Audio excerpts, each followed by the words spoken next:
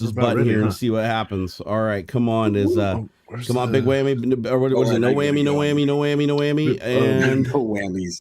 What was that numbers, from? No whammies. Big numbers, no whammies. I think it was an old game show, like back in the 80s. It's a game show. It's Is it Wheel of Fortune? No. It's fuck. I was just they rebooted it. No. It's a pretty obscure one. Yeah, I used to watch it when I was a kid. Like I loved it. Yeah, because I recognize it. I just don't. Yeah, Pressure Luck.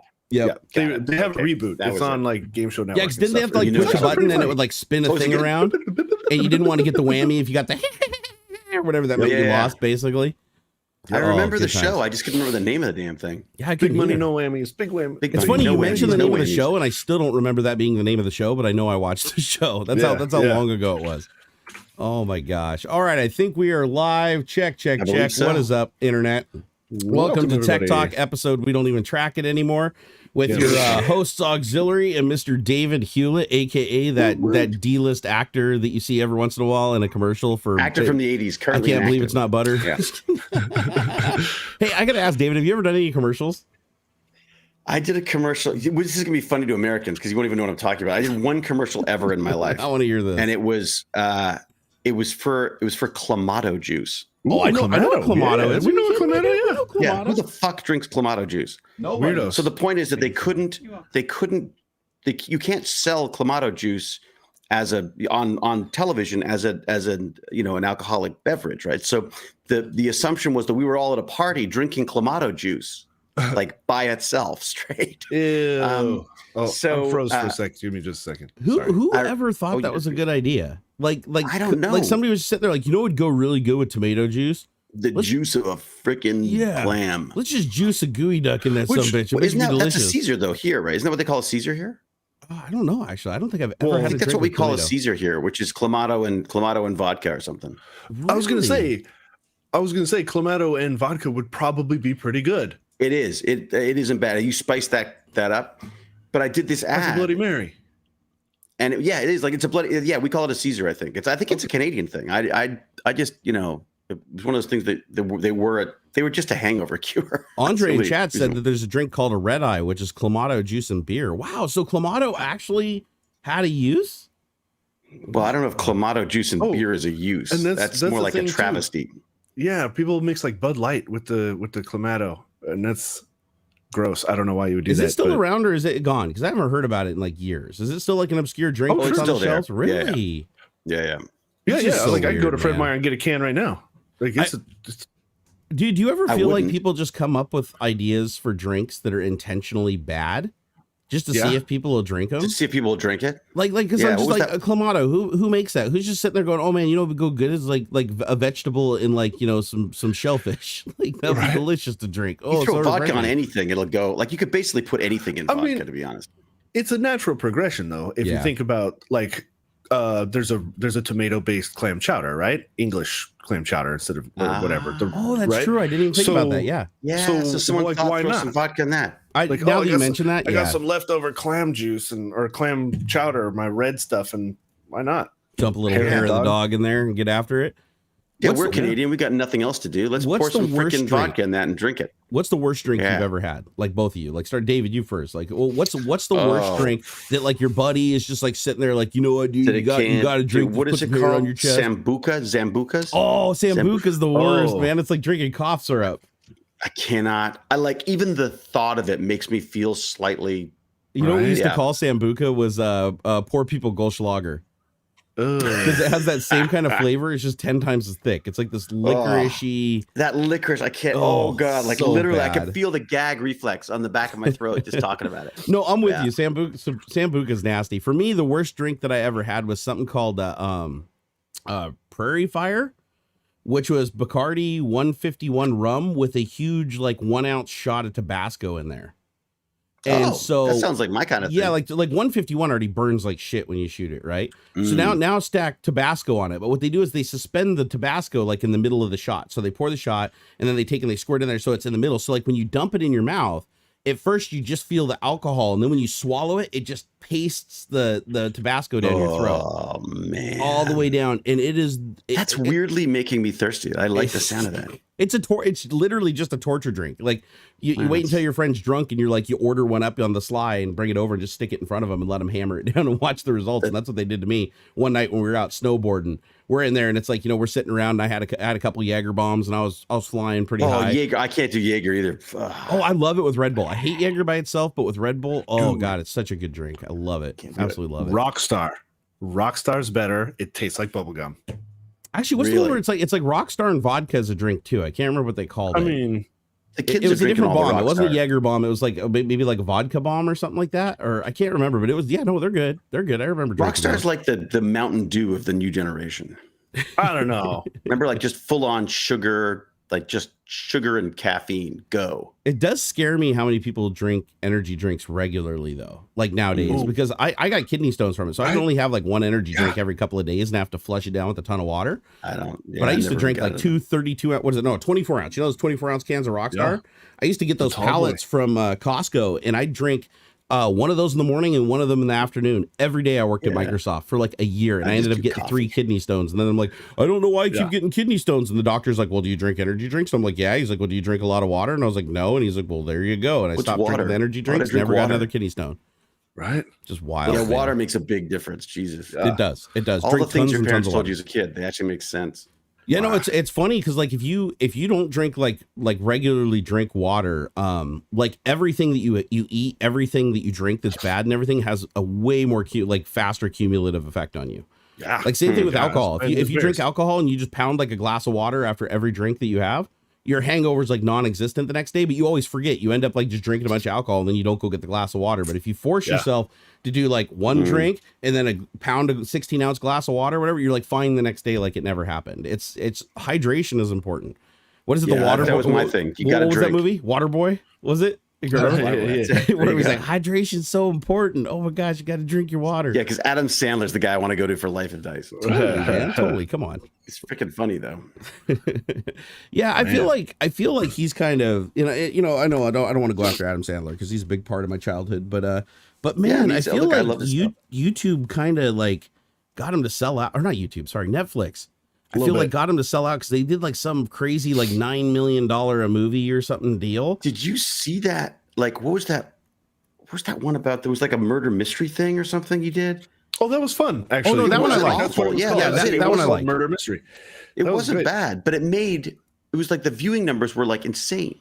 Yeah, I thought it was fun. I just felt like a couple of the movies that he did that were like Netflix like specials. Yeah, that were like they just weren't on par with like his other stuff that he did with like was it Happy Madison Productions or whatever his company. Right. I just felt like it's like Netflix just wanted him to crank out like a new movie like every 6 months. So he's just like whatever. He was just you could tell he was cash flowing the company. I did not like Uncut Gems.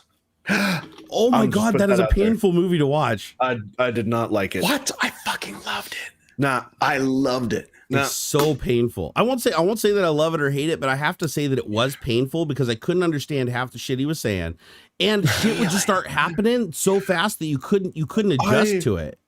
Oh my God, I loved it so much. It was the ending that ruined it. Honestly, I don't remember the ending now. Oh God, yes. Yeah. No, the ending was completely unseen. Like, I'm all down for like those sort of kind of crime movies like Snatch or Lock, Stock, and Two Smoking Barrels. It seemed very in that sort of theme, but I don't want to spoil it for anybody who hasn't seen it. So I just have to say that the ending is what ended up me like, man, that's bullshit. And that's really so funny. Yeah, no, it's one of those movies where it's just there's a ton of character investment and then it just takes it all away from you like instantly. And you're like, why'd I even watch it? Until the end. Yeah. What was the other movie that was like? It was like Training Day or something like that. Not Training Day, was it? Oh, that was neat too. Where it's just like shit just all goes like south halfway through the movie, and it's like the main character dies, like the actual main character. I can't remember if it was Training Day. It's one of the movies, but he just dies. Like you're just like this is the main character. The whole movie's invested into him through like 3/4 of the movie, and then he just dies, and that's it. Like there's no build up. There's no epic battle. It's just, okay, he's dead now. And then the rest of the movie's without him. And you're like, whose fucking idea was this? And it's so frustrating. Oh my God. Did you ever see Live and Die in LA? I don't think I've seen that one. It was kind of, I mean, look, I don't know how it holds up now, but it's like one of those like sort of like Miami Vice style films. And and they had like a twist about like literally like 3/4, almost at the end of the movie. There's this twist, and then the movie keeps going. Like you lose someone, and then you're like, well, that's got to be, oh my God, we're still going. Like it was just, I remember that was the first time I'd ever seen it, and I was like, that's so cool, just because it was different, right? I think people just get bored of the same old crap every time, right? Like I tried to watch Tenet, and I got to watch it again because I like halfway through, I was Xander was getting my attention.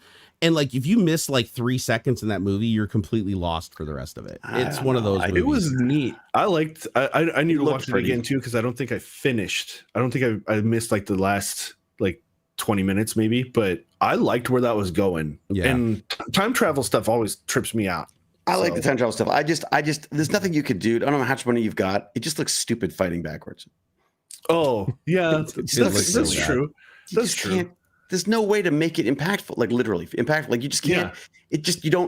It doesn't feel like a fight scene. It just looks like some kind of weird interpretive dance, and it just didn't. That's true. Yeah, it did nothing for me. That was the only problem with it, honestly. For me, I was like, yeah, I would like a cool little, time hopping thing, but other than that, but then he that's it. The Departed. That was the movie with Leonardo DiCaprio. That was the one I was talking about, where it's like the main character just poofed to gone. You're like, what the fuck just happened? I have to check that one out. I've heard a lot of good things about that. Yeah, no, I like movies that shock you. Like I do like movies that shock you, but it frustrates you when you invest so heavily in a character that like the movie's already set you up that this character is going to win in some way or another. And then they're just like, nah, fuck it. We're going to throw you a twist. I love twists, but like when it throws the whole movie off and it feels like the first 3/4 of the movie you watch now, like don't make any sense. Like they're pointless. That frustrates me. But I love time movies. But I like it when they put a crazy twist on it. So Tenet, I want to pay really close attention to, because that's the problem is I stopped it because I just got so lost. I was like, I need to start over when nobody's distracting me and I can give it my full attention. Same thing with Memento. Have you guys seen Memento? Yeah. Oh, brilliant movie, like but you have to watch it like 5 or 6 times, and every single time you watch it, you get another piece of the puzzle. Like I don't know anybody that watched the movie in one sitting and figured it all out. Like there's so much little subplot and things that are going on that when you watch it through again, because then you remember that because it's basically like reverse chronological order. They're running the movie in reverse, right? It starts with the end of the movie and it ends with the beginning. And I almost think like because the story is actually pretty basic. It's just the way it's told. Right. No, it's an insanely basic story. It's like a story that I think anybody could relate to, even because it's just so simple and it's so.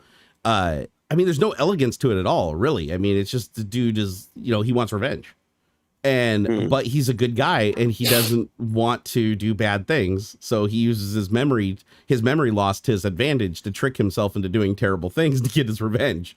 So it's like it's really, dude, it's a trip, man. It's actually one of my favorite movies of all time, but man, you got to watch it a bunch of times. It's not one of those ones you just watch and you get it. There's so many good movies that like aren't mainstream that not many people have seen. Like Brick. What's that? Brick. I haven't seen Brick. No. Oh man, it's like a film noir but done in high school. Oh, neat. Like that it's like pretty cool. Real circumstances, like real peril, real people dying and stuff. But man, you will never watch The Wonder Years again. He plays like a junkie in it. It's like freaking insane. Dang. I think that's the right one. Was that the one he was in? I think that was, But Brick is honestly one of my favorite movies of all time. Yeah. Oh, dude, I'm gonna write that one down. That's getting on the list. Yeah, it's amazing. The other one that I watched, which I hated but loved, if this makes sense, was one called Silly Games. I don't think I've heard of that one either. I think it's called Silly Games. It's by this crazy foreign director and the concept is basically a home invasion. But it's a film about our obsession with evil and justice, and how we want to watch people do terrible things and then have to pay for them. Right? So there's a truth to that. So it's like a torture porn movie. So you start getting like really uncomfortable.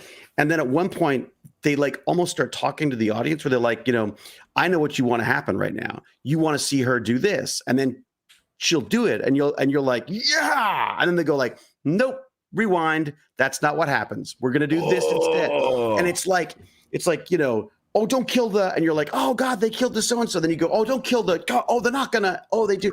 And the point of the movie by the end of it is you realize is him just going like, I'm going to break down every single one of your expectations and I'm going to make you hate this movie because it doesn't give you any of the things you want it to give. Yeah, like it's Black Mirror shit. What's it called? Silly Games? So funny games. Silly Games. Oh, funny games. Sorry, funny games. Funny games. It really, really messes with you. I truly hated it. Like I was stopping it and going, "That's it. I'm freaking out." No, that's how I felt about Hostel. Like I watched through that whole thing, but I didn't. That and Human that Centipede got too torture porn for me. Yeah, it was too torture porn. The both of those were like, man, they're doing this just to see how far they can push the R rating. Right, right. There's no like plot here. There's no development. This is just purely so. I think Tarantino had a hand in Hostel. Like he helped produce it or something. And I'm like, he almost started that with Reservoir Dogs, right? That torture scene in that. And I'm like, ugh. There've only been those two movies are the only movies I've ever seen that had like I walked away feeling ill. Like it had an extreme negative effect on like my whole body. Horrible. There's very few movies and shows that evoke that response from me, but the TV show that like right now angers me the most, like I've never been more vocal during anything, is Handmaid's Tale. I'm just getting into that. Holy shit, does that movie? I mean, it makes me so mad. It makes me so mad. I've only like 2 or 3 episodes in so far, so yeah. Like, if you guys are like flipping through and you see the Handmaid's Tale thing, like I think it's on Netflix. Like it shoots up here. Yeah, don't don't look at the thing and go, oh my god, this is a chick flick. No, it is. No, it is. God, no. Fucking. It's Atwood, right? Isn't it Margaret Atwood? Who did the book? I think you might be right. Yeah, it's so bad. It's Margaret Atwood. She's I think a Canadian author, I believe. I think she's Canadian. She lives up here, anyways. No, I'd say Handmaid's Tale. That one really pisses me off. Another movie. Oh, another really good movie that a lot of people haven't seen is Equilibrium. Have you seen that? Great. Oh yeah, I like that. Amazing movie. But unfortunately, it just never got many viewers because I guess another movie similar to it, like with a similar plot, beat them to the theater. Yeah. And so they just never got the ticket sales that they were after. But no, fantastic movie. And like and Prospect. Check out Prospect too if you like that. Oh, Prospect. Let me write that. Yeah. There's all kinds of, we're doing some cool movies. Prospect's it's got I watch a lot of movies. The Mandalorian guy, Pedro Pascal. Oh, I love him. So no, that and it's really like low key sci-fi, but it's pretty great. I love it.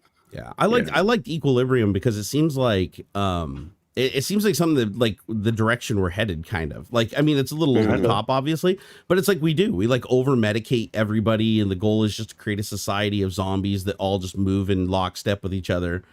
And you know, the leaders that are claiming that everybody else needs to conform, they don't conform themselves. Like it's a really, really good story. But the thing that I liked about it the most was it definitely has like a unique fighting style throughout the movie. Gun kata. Gun kata. Like it's basically like kung fu, but with guns.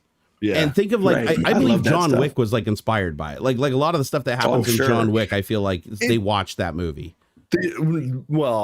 Yeah, I feel like it's a John Woo thing. Honestly, they take a lot of inspiration from the John Woo. I didn't even think about that. Not just fight scenes, but the gun. Like you go back and watch Hard Boiled, right? One of the cool. Like there's like a 30-minute gun battle in that movie, and it's amazing.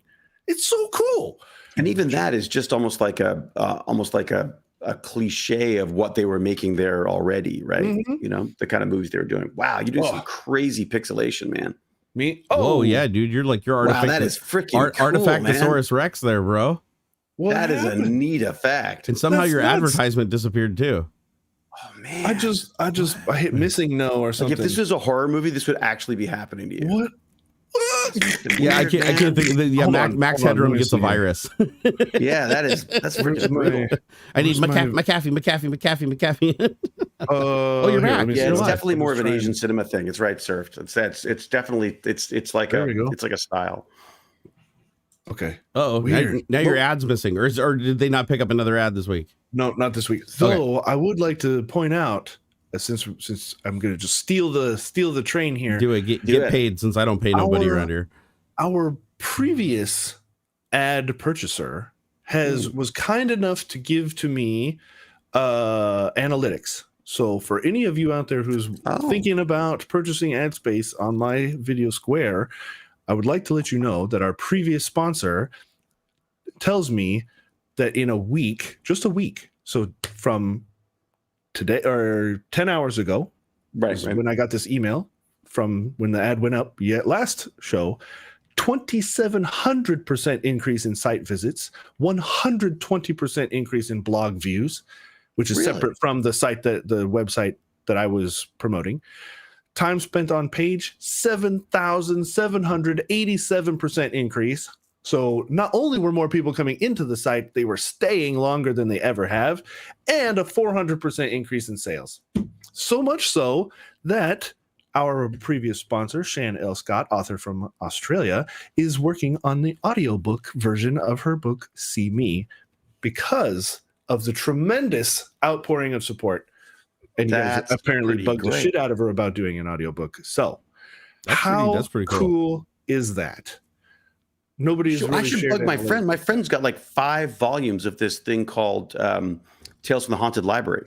Spooky. That he self-published. Pimp that shit, man. Like, come on. You got a video space. What does it cost? Yeah. What does it cost to put a spot in there? No, you're here, so you can do whatever you want. Like, well, you can charge $10,000 for it if you want, David. You whatever you want. Yeah. You own your spot. I guess I can put my own thing. But yeah, but I just like it being under Aux there. I just think that's Oh, you want to pay for it to be under Aux so you can keep your screen clear? I'm cool with that. I want him to pay for it. I'm cool. But I love to see that because we talked about it for maybe 5 minutes, and then of course the picture in the ticker, but like that's you guys, the audience. That's all. Maybe it's because I wasn't there. Maybe that's what the big increase was. Nah.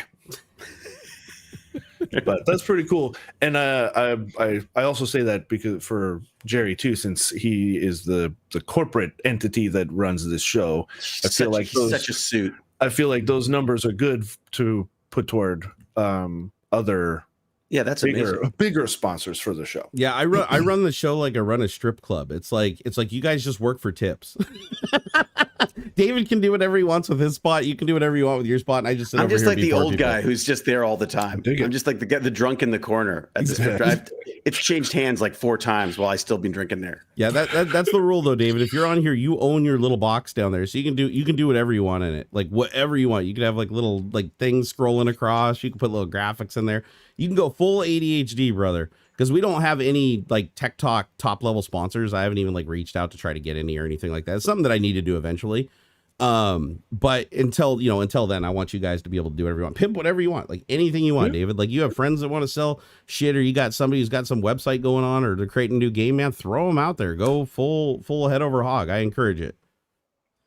Because I think I'm always so weird about that stuff. Like I don't mind supporting friends, but I don't understand how I can't charge them for it. If I didn't know Crow Scratch, I would totally charge the shit out of him. But no, I'm the same way. It's like I turn away like damn near. Well, no, pretty much every sponsor I've turned away in a very very long time. Dude, I had this big debate this week because I got invited to one of these virtual con things. Oh yeah.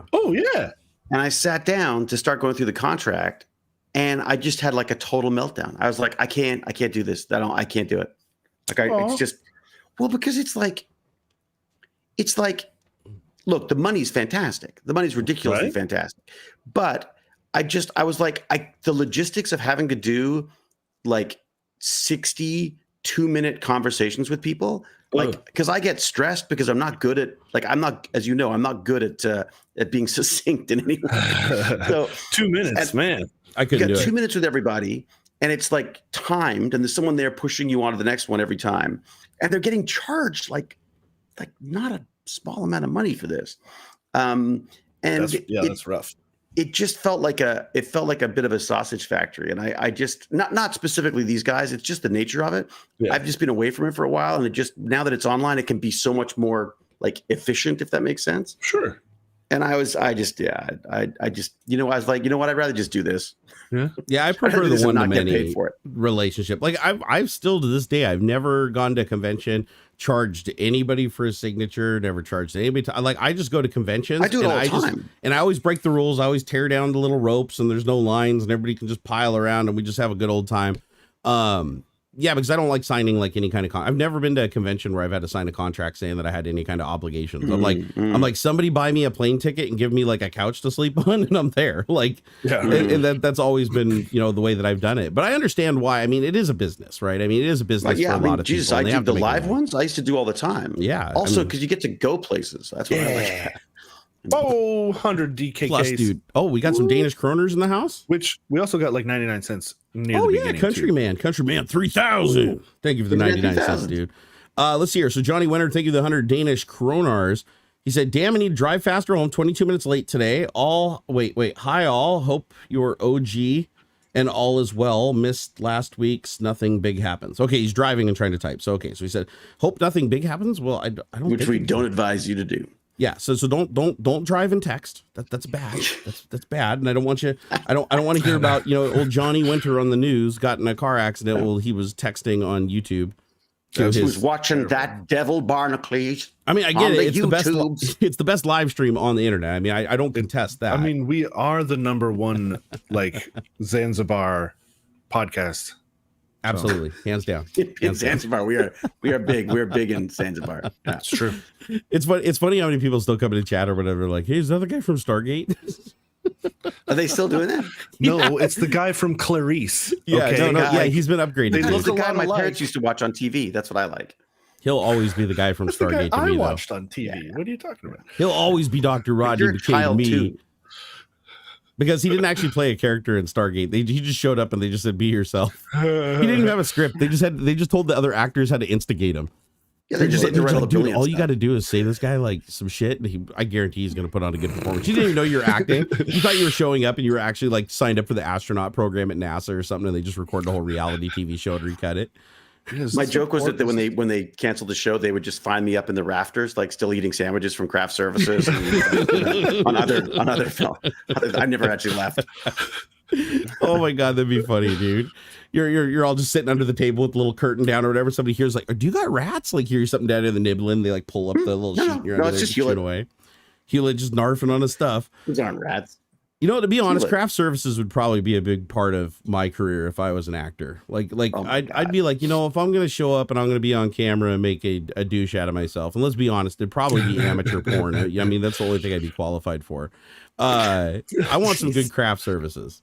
That's what I want. It's just like, I mean, that's the key though. Feed your crew well. It makes a huge difference. Man. Yeah. I'd imagine on a day where the food's bad. I mean, shit, Jeremy Clarkson like punched somebody because his steak wasn't good. Like, I mean, really? That's the whole Top Gear thing got canceled. Like Top Gear UK that went on for like ever. And Jeremy Clarkson, he literally punched a dude because like his meal wasn't ready on time. And it was after a really long day of shooting. That's like McKay level of that. Yeah, no, it was like totally brutal. And he knew, like you could tell he was super apologetic to the guy. He knew what he did was wrong, but there's a law in the UK that say you have to be fired. Like it doesn't matter if you own the business, you have to be removed and fired if you assault anybody. Yeah, so, come on. If you get to that point, like what the hell? Yeah, no, and he can bounce over and get more money at Amazon. Yeah, it's just crazy how much money like you think about like the trickle down economics of something like that. Like this would actually be a good conversation. It's like, you remember when like Roseanne was saying like was it like racist shit on Twitter or something like that? When they canceled the Roseanne show, and it ended up putting like 120 some people that were working on the production like out of work like the next day.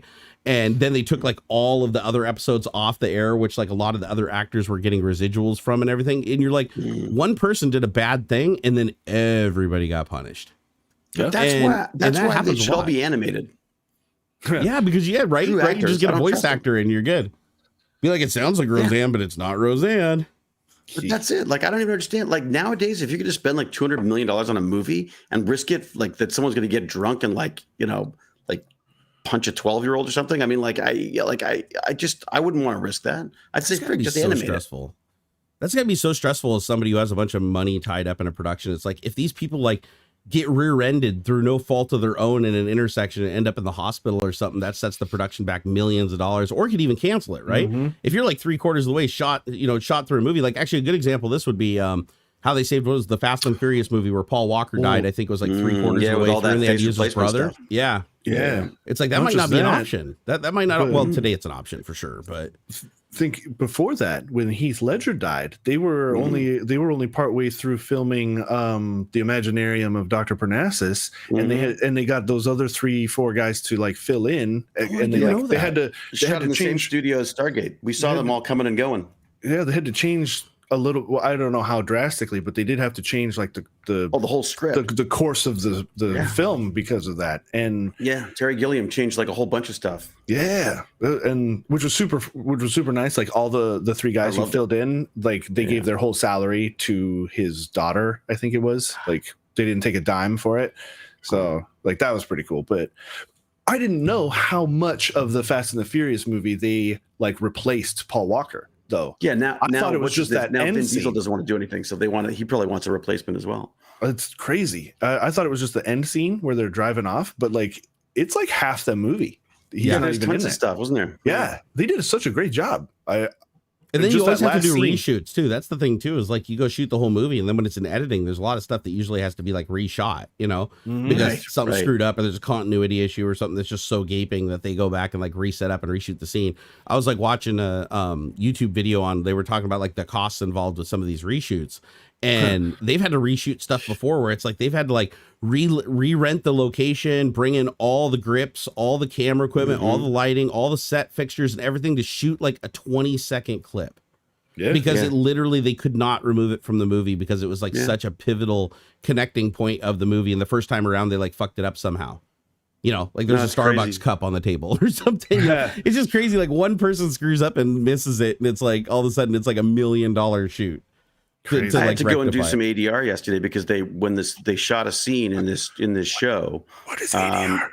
Oh, sorry. Additional dialogue recording, I guess, or audio dialogue. Sure. Basically, when you've filmed it, they'll go in. The sound guys will go in and try to fix it all up. And sometimes they'll find lines that either you just can't understand what someone's saying, or someone drops something during a scene and it hits the line. So, or they want to change dialogues. Like often you get a lot of rewrites, but they're in the back of your head and they say, here, say this. You're like, how the hell am I going to fit that in the time that I got, oh, and by the way, he was the murderer. Like that's, so the one I had to redo yesterday was to try to make a line that says that time back in the Legion. No, that day. No, was it that night at the Legion? And of course they shot it during the day. So they had to go back and bring me in to try to get that time at the Legion in there instead of days. So spent a long time playing with that one. Wow! That and a voice answering machine, which was really funny because we did 2 takes of a voice answering machine. Like, hey there, it's David here. Da, da, da, da. I did 2 takes and they were done. I was like, really? Normally when I record my own voicemail, like I do it like 1,000 times. This doesn't make any sense. Yeah. Brandon Lee, Filming of the Crow. It's true. Oh, that was tragic, man. That was so tragic. Like that was. They got. Oh, go ahead. Sorry, go. You go. No, so he died because somebody there was a barrel obstruction, and the blank fired it into him, and he was close enough range that even though it wasn't like a perfect seal on the barrel, it was enough to protrude in and kill him. Yeah. And the blank jammed and they fired again. And the next blank blew the other blank. That's what it was. That's what it was. Yeah. It left like debris in the barrel or something like that. And it basically turned it into a projectile. But could you imagine that you're shooting a movie and you pull out a gun and fire a blank and you see like blood coming out of the guy and you're like, man, these effects are really good, man. He's acting the shit out of this thing. And apparently the crew is just like, wow, that's great. Yeah, like, man, this is a good cut. No, I don't know if this is true, but I do believe that the movie, like in the extra content that's on the DVD or whatever, like one of the takes that they show may be the take he was actually shot. Jesus. So could you imagine keeping that in? Like, oh, dude, like, that's crazy. Wasn't there like a kid and a doctor or something that were killed in the Twilight Zone movie? The helicopter went down and I heard about that. Yep. Decapitated some guy or something. It's just freaking horrible. Jeez. It's not worth dying on a movie. Again, animation. Nobody dies. Yeah, I think I think one of the Mission Impossible movies had that happen too. Like Tom Cruise wanted a reshoot. He's dead? No, Tom Cruise is not dead. You can't kill him. He's basically Satan. He's a robot. No, he's Scientology Satan. No, he's Xenu. He's an alien. He's Lord Xenu, dude. He lives in volcanoes and shit. No, but he one of the Mission Impossible movies, there was like a helicopter like scene where it's flying around, and he wanted to do a retake of it, and they advised him against it because they're like, no, the wind's too high, it's just too dangerous. And he's like, no, you're gonna fucking do it, and they went and got in and fucking wrecked the helicopter and killed the pilot, I think, and the co-pilot. So no, yeah, and it was on his retake, and everybody advised him, everybody that was on set advised him that we should not do this, including the pilot that died. Wow. Well, then he should be in freaking jail. Right. He's just, like, you'd think, right? But no. And not only that, now they shot this new Top Gun 2 that's coming out. And they said that some of the stunts that they were doing in that movie, because he wanted to do a lot of it without CGI. A lot of it, most of the movie you're watching is real jets in flight. He likes to do his own stunts. Exactly. Yeah. And they said they had quite a few close calls in that movie too. Like where they had the chase jet, the one that's got all the camera rigging on it, that's flying in really close to and then the jets, they'll break off and do like these really crazy maneuvers, but they're really in close because they want to get like a very specific, very high resolution angle. And the jet wash was like knocking these things around, and the actors were like, holy shit, this is some of the scariest things we've ever done. They're like, we're actors and we're actually up here doing the Top Gun shit. Like we're actually strapped into a thing, holding on, getting like pulled through high G maneuvers and stuff. So because he wanted all the distortions on their face and stuff to be real. Like he didn't want any of that to be CGI. So like some of the maneuvers that they're doing, they're pulling like 8 and 9 Gs. And you see them just like, they're like, oh God. It's like Tom Cruise is doing it. I was like, yeah, Tom Cruise is making millions and millions and millions of dollars. Strap someone else to their freaking jet. That's crazy. Or act it, for God's sake. Oh, geez. And Fearter said he saw the clip of the helicopter crash decapitating the actors. Oh, my God. Oh, man. Damn. It was someone was saying it was Vic Morrow and 2 kids were killed. Oh, my gosh. And that was, I think it was like in a swamp or something, too, wasn't it? Like I thought it was like it was like a Vietnam scene. Yep. Yeah, dude, that's fucked up, man. People dying making movies, and then they still have to release the movie, obviously. It's a stupid way to go, too, right? I think it's going to happen less and less because I think there's so many more, like the industry is kind of gentrifying. There's so many rules. I got a story about an on-set story. I won't name names. I won't name names, but so this is something I heard about recently. Scene where an actor is supposed to be smoking a cigarette. They want to smoke a real cigarette. They don't want to smoke a fake cigarette. So producer goes and says, okay, I have to announce that we're going to be using carcinogens on set. We're outside. Was this in California? But the unions require, no, it's actually Toronto. Oh, wow. The unions require that we let everyone know that there are carcinogens being used on set. Literally the same carcinogens that half the crew are smoking, by the trucks a little further off. Anyways, point being is, so producer goes to everybody. Everyone's fine with it. Except one guy who's in charge of like holding one of these big flags with the other person. They're going to be kind of close. He says, no, I don't want to be, that's bad for me. I don't want it. So they're like, okay, well, okay, I guess someone else can hold that flag then, I guess. So he goes off. And at some point during the day, he's called back to get something on set. And the actor was still smoking. So grievance with the union. Wow. There's going to be an investigation. Oh my gosh. I was like, are you freaked? They're outside. And dude, you just said you didn't want to be in the scene. Why the hell did you come back? Like, what the hell? It was just, I thought that was kind of funny. Man, crazy shit happens. Like, whereas in the old days when I was doing it, people would be like, oh, we didn't tell you they were going to actually fire things at you because we wanted to get a real reaction. Like, I remember literally getting hit by like paintballs and stuff. They're like, yeah, you should have seen your face. I was like, oh, yeah. So no, that's fucked up. Because first of all, getting hit by paintballs does hurt like a lot. Yeah, it does. Like people don't think, like, if you've never played paintball, no, it hurts like shit. It leaves bruises on you and can sometimes even cut your skin if it's close enough. Like through clothing, it'll if you're not expecting it, you think you've been shot. Yeah, it hurts, especially if it's a hot ball too. Yeah, like you can crank those things up to 500 feet per second, and it'll like literally start like putting the ball into your skin. It's like, dude, it's so real. It hurts. It hurts. But I watched the making of, what was it? It? I think it's It. The movie with the clown guy, right? I still haven't seen it. Yeah. That's it. But apparently the kids never got to see the clown, like before the shoot. So like the scene where the little girl walks in and she sees him for the first time, Skarsgård or whatever his name is, and it's like the really scary dark scene. She screams bloody murder, and that's actually the first take. So I watched it. They said that they intentionally kept the kids away from all the scary shit so that they would experience it on set. Realistically, and then they should all go to fucking jail because you can't do that to people. Is that not child abuse? Like, dude, wrong. Just because it's on film, it's like doesn't make it. People you know what we're gonna do? We're gonna tell the childhood actor that they're shooting a commercial for Jif peanut butter, and then when they grab them and put a knife to their throat, they're gonna scream. It's gonna be so good, man. We're gonna get it. Everybody's gonna be laughing. Like, no, you're scarring that kid. Go ahead. I mean, I've been on scenes where people have said, where directors have come out to me and said, like, okay, look, just grab her ass and maybe feel her up a bit or something, just to really make her uncomfortable. And you're like, today, fire. Go to jail. Really? Like, so I immediately just go straight up to and say, look, this is what they've asked me to do. So you can think about that while we're doing the scene. Are these the coworkers trying to get you kicked off the project? They're like, okay, what I want you to do is go out there. The director like, wants real, man. Who wants real? It's like, no, you don't. It's acting. It's freaking acting. So David, just as rule of thumb, if the director walks up and whispers in your ear, okay, she's gonna try to fight you, but just keep pinning her down and choke her harder. Like this is all in the script. You got to be like, dude, okay, you're not this pay grade is nowhere near. I'm gone. I ain't taking it. Well, I don't like. It's just not worth the risk to me. Like, there's some people who are like, well, I'm method man, deal with it. It's like, well, then you're a psycho. I mean, like, I don't. There's a great story about. God, what is the guy's name? Fantastic actor. He was in The Crying Game.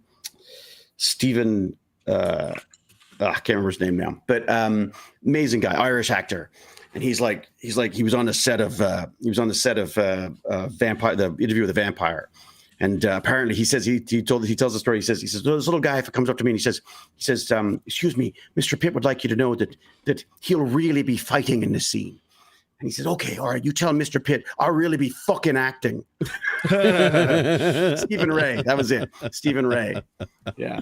Tell Mr. Pitt, man, I'll really be fucking acting. I don't know. I think the method acting stuff, I mean, to an extent, it's like, it's helpful for certain things, but man, when they get too deep into that shit, that's when stuff goes south, right? Like I know Heath Ledger did a lot of method acting for the Joker role. And it turned out amazing, but it like really mentally fucked him too. Like he didn't come out of that okay. And what was another? I'd be curious to Jim know Carrey, what Man on the Moon. Phoenix. Sure. Do you remember that one, Man on the Moon, where he did you see that documentary? Andy Kaufman. Oh right? God, when I saw that documentary, yeah, like literally the dude like lost his marriage and wouldn't come out of character and literally like got a lawsuit from Jerry Lawler because he like kept fucking punching him and stuff like without telling him, and he would not come out of character for nothing 24/7 for like a whole year. Not even at home, not even with his own kids and stuff. It was so weird to see that he went to that level. That to was try like to a mental breakdown. That wasn't even a role. That was like a guy just losing his shit. Yeah, like, that was just because the thing is, it's like no matter how good the movie, and it wasn't a bad movie, but no matter how good the movie turns out, you can't. No, it definitely wasn't that good. But there's nothing that would justify like going through that. Like even for him, like why would you put yourself through something like that? There's no amount of money. That would make me just want to be a crazy psychopath, like mentally ill person for like a year, Oh God, that's crazy. Did you see that Miss Liz saw Heath Ledger? Oh, really? Miss Liz saw Heath Ledger when he was doing Brokeback Mountain. That's I can't quit you, and we can't quit Miss Liz. I still haven't seen that movie, but I need to. I need to see the facts. It's good. It's good. I liked it. Yeah. No, I've heard it's good. I just haven't seen it. Daniel Day-Lewis. Yeah, he's another method guy, but Jesus, he's great. Man, he's good. Daniel Day-Lewis. What? Okay, for some reason I'm not putting a face to that, but I know the name. Hold on here. Oh, like he was like everything. Like Gangs in New York. Yeah. He always plays these My Left Foot. Oh yeah. I've he's in everything. He's literally in everything. Okay. I didn't realize he was a method actor. Yeah, method acting's bad. Like, just don't do it. Just be a good regular actor. That way you don't have to actually play like I'm gonna be a psychotic rapist to get into the mind. No, just act like one. Like dude. Yeah, I became a junkie because I needed to be a junkie. I was like, well, then we could have just hired a junkie, then couldn't we? Yeah, right? Exactly. That's kind of funny though. Like we could have just hired a junkie. Yeah, they could have, right? Okay, or just got a psycho out of the prisons to play the psycho from the. Go to the psycho ward. Well, because the other thing is like with I don't mind the method things for certain things, like if you got to dredge up something to get a tear or whatever, fine. But the idea that you've got to be completely in character doesn't make any sense to me, because if you're on film, you have to, by the very nature of what you're doing, have to be aware of the camera and the lights and the crew and the sound and otherwise you're not on camera. Otherwise, when you have a hissy fit, you don't have a hissy fit into the camera. You have a hissy fit in the corner. You know what I mean? Like It's like, and then no one can see it. So, Well, pretty soon there won't be any cameras anymore. Like cameras won't even be a thing. Lighting won't be anything. You're just going to go in and put on a VR headset and you're literally going to be in the movie, acting the movie as like a real person. And you're actually going to be stabbing each other, but it's okay. They have like special medical technology that heals you instantly afterwards. You're not far off. We're getting to a point where like we're going to see a convergence of a lot of these different technologies where virtual production, virtual reality. I was actually just talking about this with somebody yesterday at work, and they're actually working on a 3D animated film. The director and animator, it's like basically two people working on this movie. The director's in London, and the motion capture and acting essentially is being done in Florida. and they're working on this thing. But I was like, man, I could see where this technology will come, or where you're going to see these movies or these stories being told where the viewer won't necessarily be interacting, because that's just adding huge crazy levels of complexity. You're going to mess with the story if you punch the lead character, right? But where you can jump from different perspectives, like, oh, I'm watching the main character, or I'm watching them rob the bank. What are the cops doing? So I'm going to go swoop over here and see what the cops are I can rewind it 10 seconds, go over there and see what are the cops doing while the bad guys are doing this thing, or go swoop over here and see what the guy in the van is doing while they're breaking into the safe, or that kind of stuff, and see the story told from different perspectives. And I think that's going to be super cool. Well, the other thing I started thinking about was like, what if you could have different actors play the same role? Like, what if you go like, okay, you know what? I want to see that movie, but I want to see Brad Pitt doing that role instead of I don't know, Tobey Maguire or something. Like a DVD menu option where you're watching the movie. Yeah, like you choose the actor you want to be the lead in the movie. Then you could have multiple leads in a movie, in the same movie. Like it'd be kind of neat, actually, right? Like to see like different performances on different things. Like I want to watch John Wick, but I want like Renee Zellweger to be John Wick. Like there you go. Like what I mean? Like that'd be amazing. That would be awesome. Theron. Yeah, exactly. Like, no, Danny DeVito. I want to see Danny DeVito be John Atomic Wick. Blonde? I think I have. Yeah, a long time ago. Oh my god, I love that film. Charlize Theron's got to have one of the most like broadest acting ranges of anybody. Like when I saw her in Monster, I legit got like scared. Like I was like, I have not seen Monster. Monster. I don't know how you take somebody like Charlize Theron and make him look like completely cracked out. Like, I mean, they made her literally look scary. Like she is a monster in the movie, and the shit that they have her do, you're just like, wow, somebody wrote this. Right. It's pretty good though. I mean, it's definitely like a scary, like, horror thrill type movie, but it's and Fury Road. That was fun. Road. Oh, that was Furiosa. The Mad Max movie, right? I love Furiosa. She played Furiosa. So something that kind of bugged me about all of the Mad Max movies was like and this is more higher level, because like I love every one of them, but like the Max is like different, right? Or like the world is a little different every time. Right. Like how over the top crazy is Fury Road, right? Like they got jamming dude with flames and stuff, and like it's weird and over the top. They shot that for real, by the way. Did you see that? The dude playing the guitar is really playing a guitar with real functioning speakers behind him. Isn't that cool? It's like, what the hell? My brother told me, he's like, it's because the movies aren't from Max's perspective. The movies are stories about Max. They're being told to the audience, and so that's why like the visual elements are different. The storytelling is a little different, because each movie, like the first movie is being told by the wild kid, it's right? Like the legend. Or no, I'm sorry, the second movie, the second Mad Max is being told as from the perspective of the wild kid with the boomerang as an old man. He's remembering and telling the legend of Max. And same deal with like Fury Road. This is a story being told about a past event from the perspective of somebody who was there. It's not like an amorphous like God view of a story being told. Like we're not watching Max's story. Which is why it's so theatrical in its yeah. Wouldn't it be funny if they redid all the movies though from the perspective of Max and what really happened? Because you know how stories get really embellished. Exactly. So it's like literally he like pulls over on the side of the road because he runs out of gas, and the guy's like, "Give me all your money" or whatever. And the guy has a heart attack and falls on the ground. He steals his wallet, and then it rolls credit. That's the end of the movie. And somehow that turns into this legend of this Max. He just runs away. He just steals a car and runs away.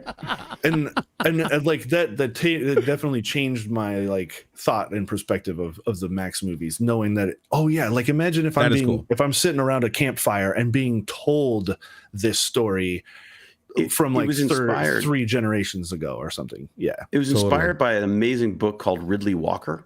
Oh yeah, which is all written in that style. It's written in like in the days before, in the before days when the sun shone bright and there was a man who walked. And that walker was, like it's all written in that, like it's literally like spelled out that way. So it takes a while to get used to reading it, but it's a great book. And I think that was one of the one of the impetuses for making the first Mad Max movie, which I got to say, of all the Mad Max movies, I liked Mad Max 1 the least, which is fun. Yeah, I agree.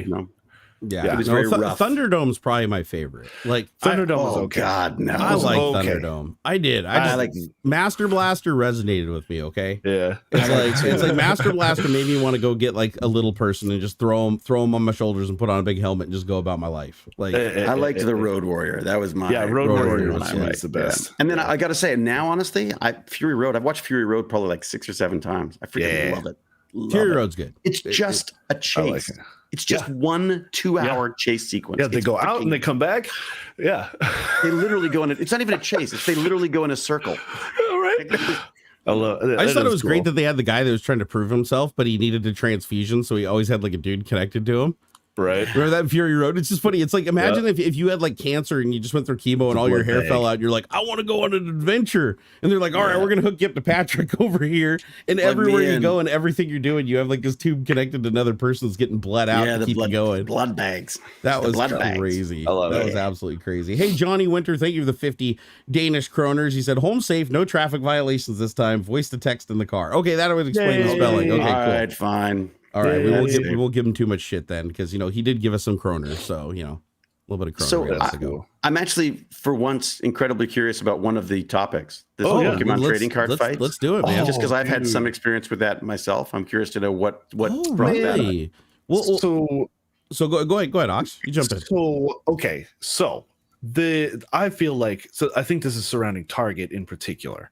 But realize Walmart already took the same action earlier. Like Target's just following suit, basically. So I don't know how Walmart's been doing things. I've seen a few things about what Target has been doing, and it seems like they created their own monster here and are now like knee jerking to try and fix it. So and I'm sure chat will correct me if I'm off on this a little bit, but from what I understand, context. Pokemon cards are huge right now. Not just Pokemon, but NBA, NFL, MLB, trading cards. Yeah.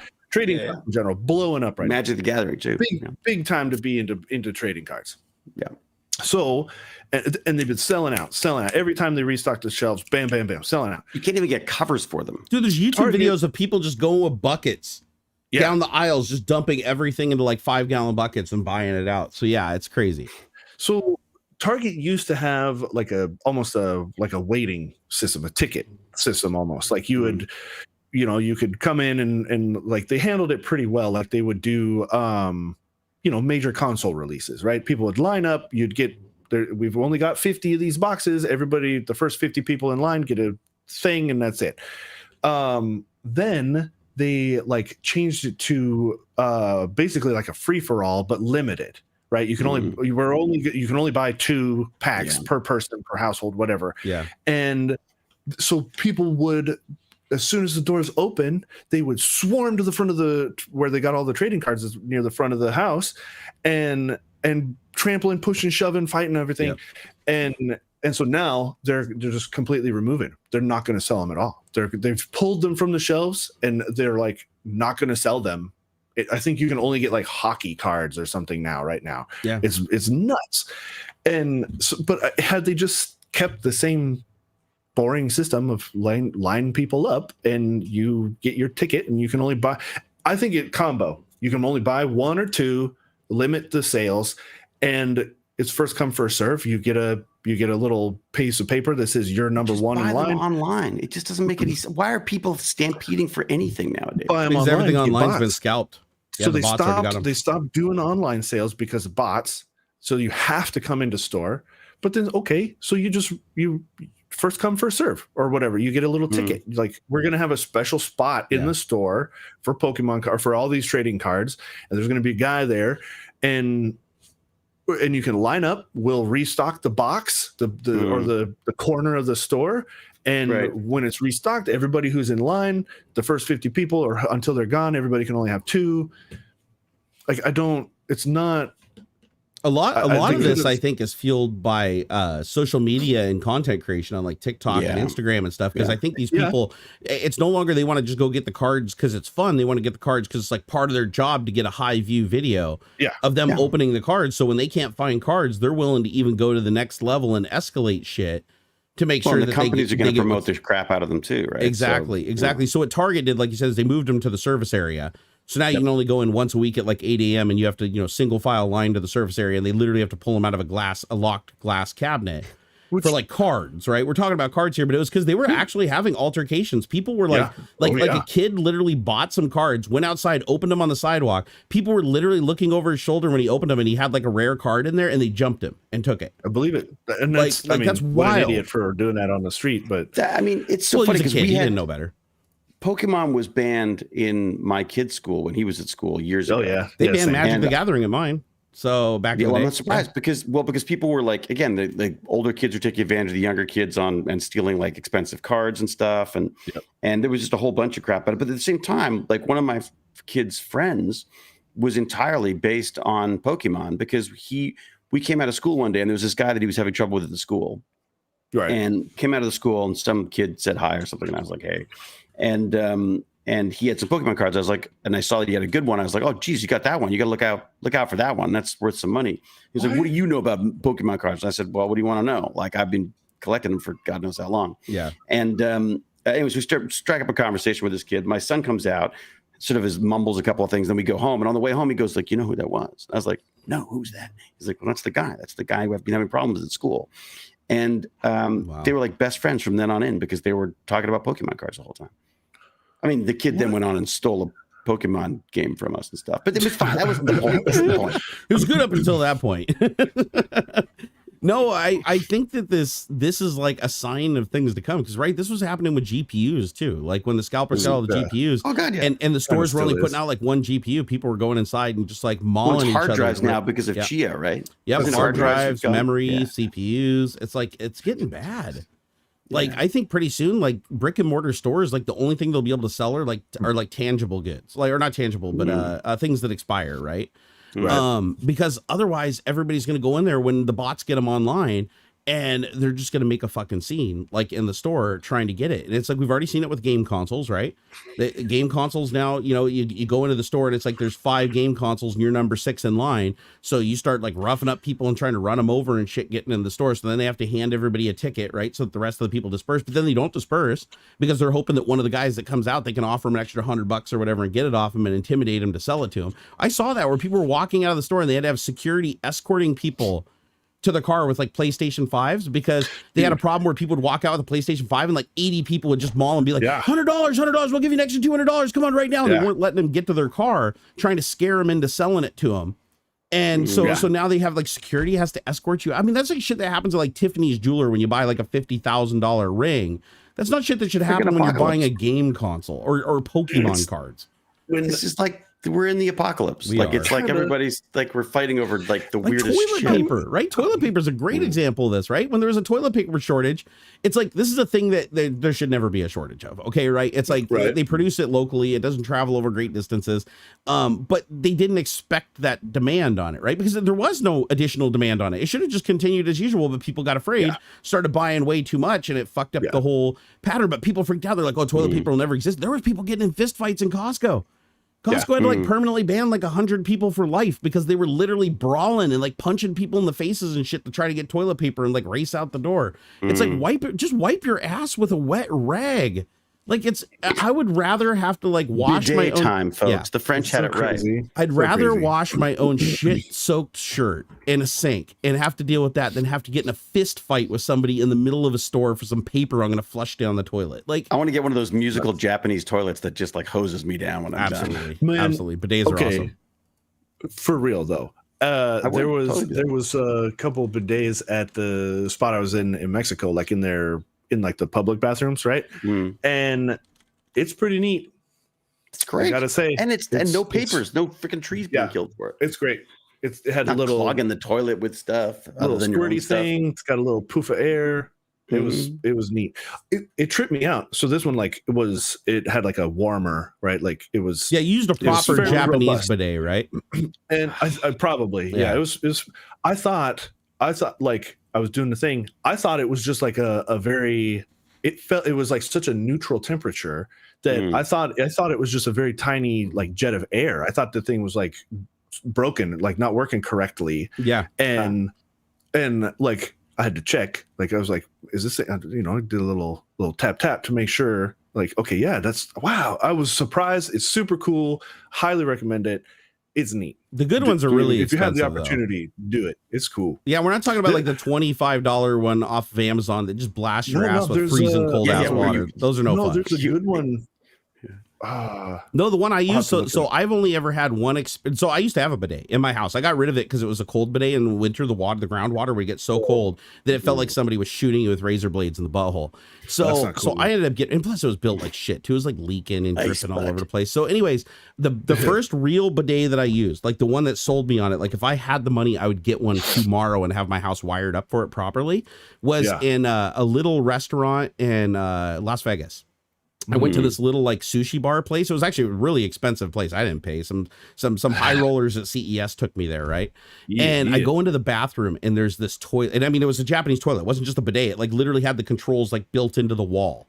So we're talking like that's the real deal. That's how it was in Mexico. So I sit down on the toilet and I do my business, and then there's a little sign for the white man that shows how to operate the damn thing, and it's like number 1, push this button. It has a little arrow pointing down. So I push the little button, and the thing's got a freaking wand that so it comes out motorized. You can hear it. It goes.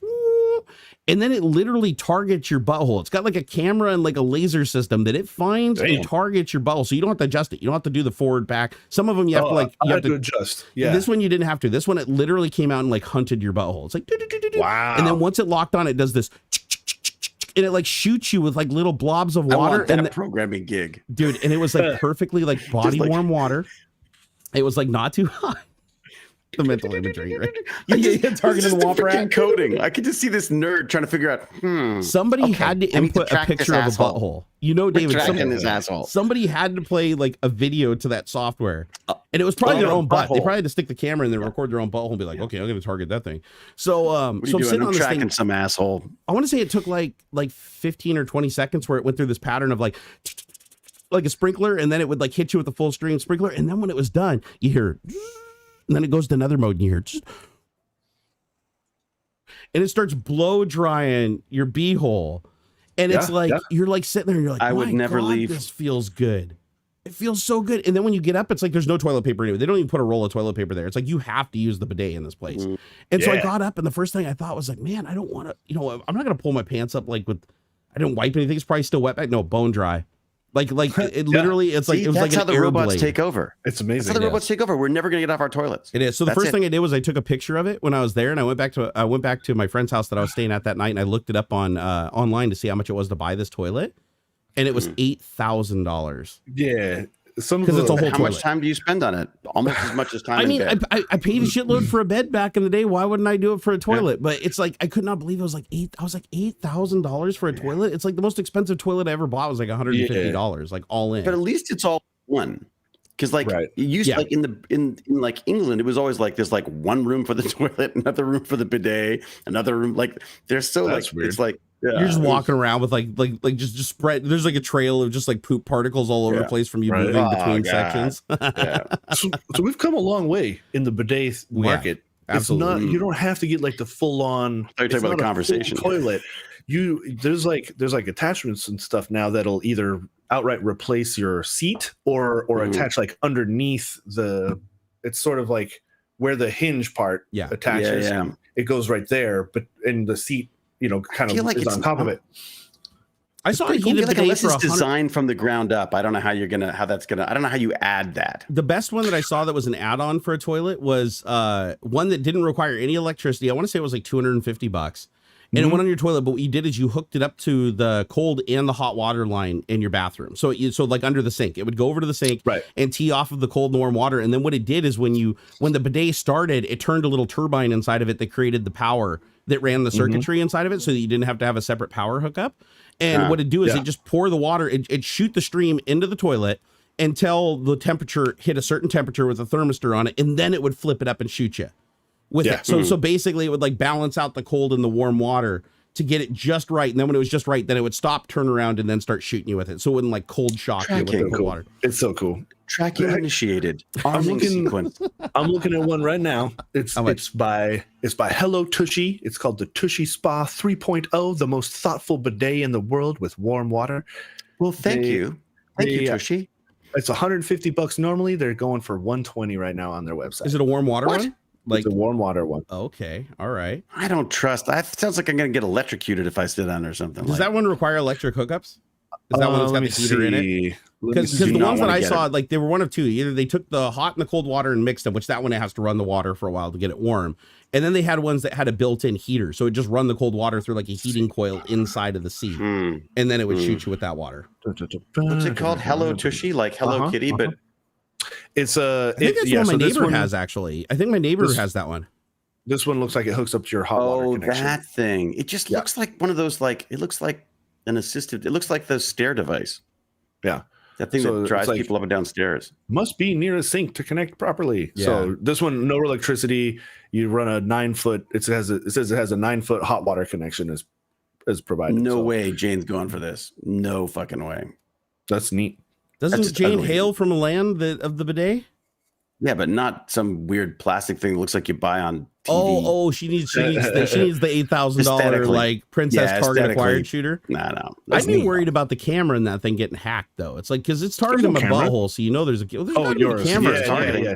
No, I'm talking about the one in the restaurant. Like, there's like the dude that owns the place. It's like he gets a notification on his phone every time somebody sits on that seat. And he's like, oh, hey.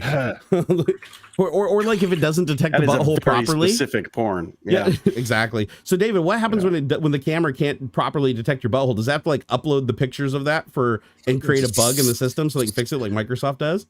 Yeah, there you go. Like I'm not even joking. This was a big deal at Microsoft. Like, remember the Kinect on the Xbox? So this, and Microsoft got in trouble for this back in the day. I remember they had to release a firmware update, but damage was already done, right? If you had an original Xbox 360 Kinect, and when you walked in front of that thing naked your nude picture and IR and in full color is stored in Microsoft's database somewhere. That database could be breached someday, and that all could be released. I mean, it's pretty low resolution. The camera on that thing fucking sucked, but but they had a problem where what it was doing is it was just repeatedly crashing every once in a while, just sitting there doing nothing.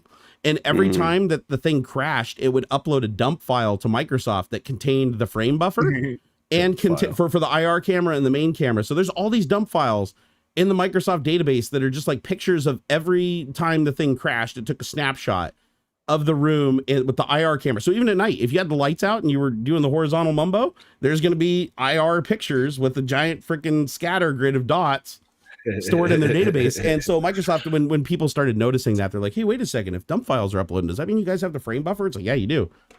And that still happens today. Like, for instance, right now, if OBS crashed, right now, what it would do is it'd create a dump file, and that dump file would contain all the memory spaces that contain this frame buffer with all of our images and everything, and that would get uploaded with the dump file to Microsoft. And then Microsoft could go and break that apart, pull the frame buffer and reconstitute it into an image and see whatever it is. So if you're doing a Skype call with somebody and Skype crashes in the middle of that call, you better hope you don't have auto upload to Microsoft, because at some point that'll go into the database. And this is where you don't have to really worry about it, because there's so many crashes that get uploaded. The odds of them ever seeing yours are astronomically small. But just realize this, at some point with machine learning, people are going to be like, take this picture of this person on Facebook and then go through that database and reconstitute all the Skype crashes and pull all the frame buffers. And then any face that looks like this one, extract that and then put it into another database. And now you have an AI mechanism to fish this shit out and reconstitute it in 10 years in the future.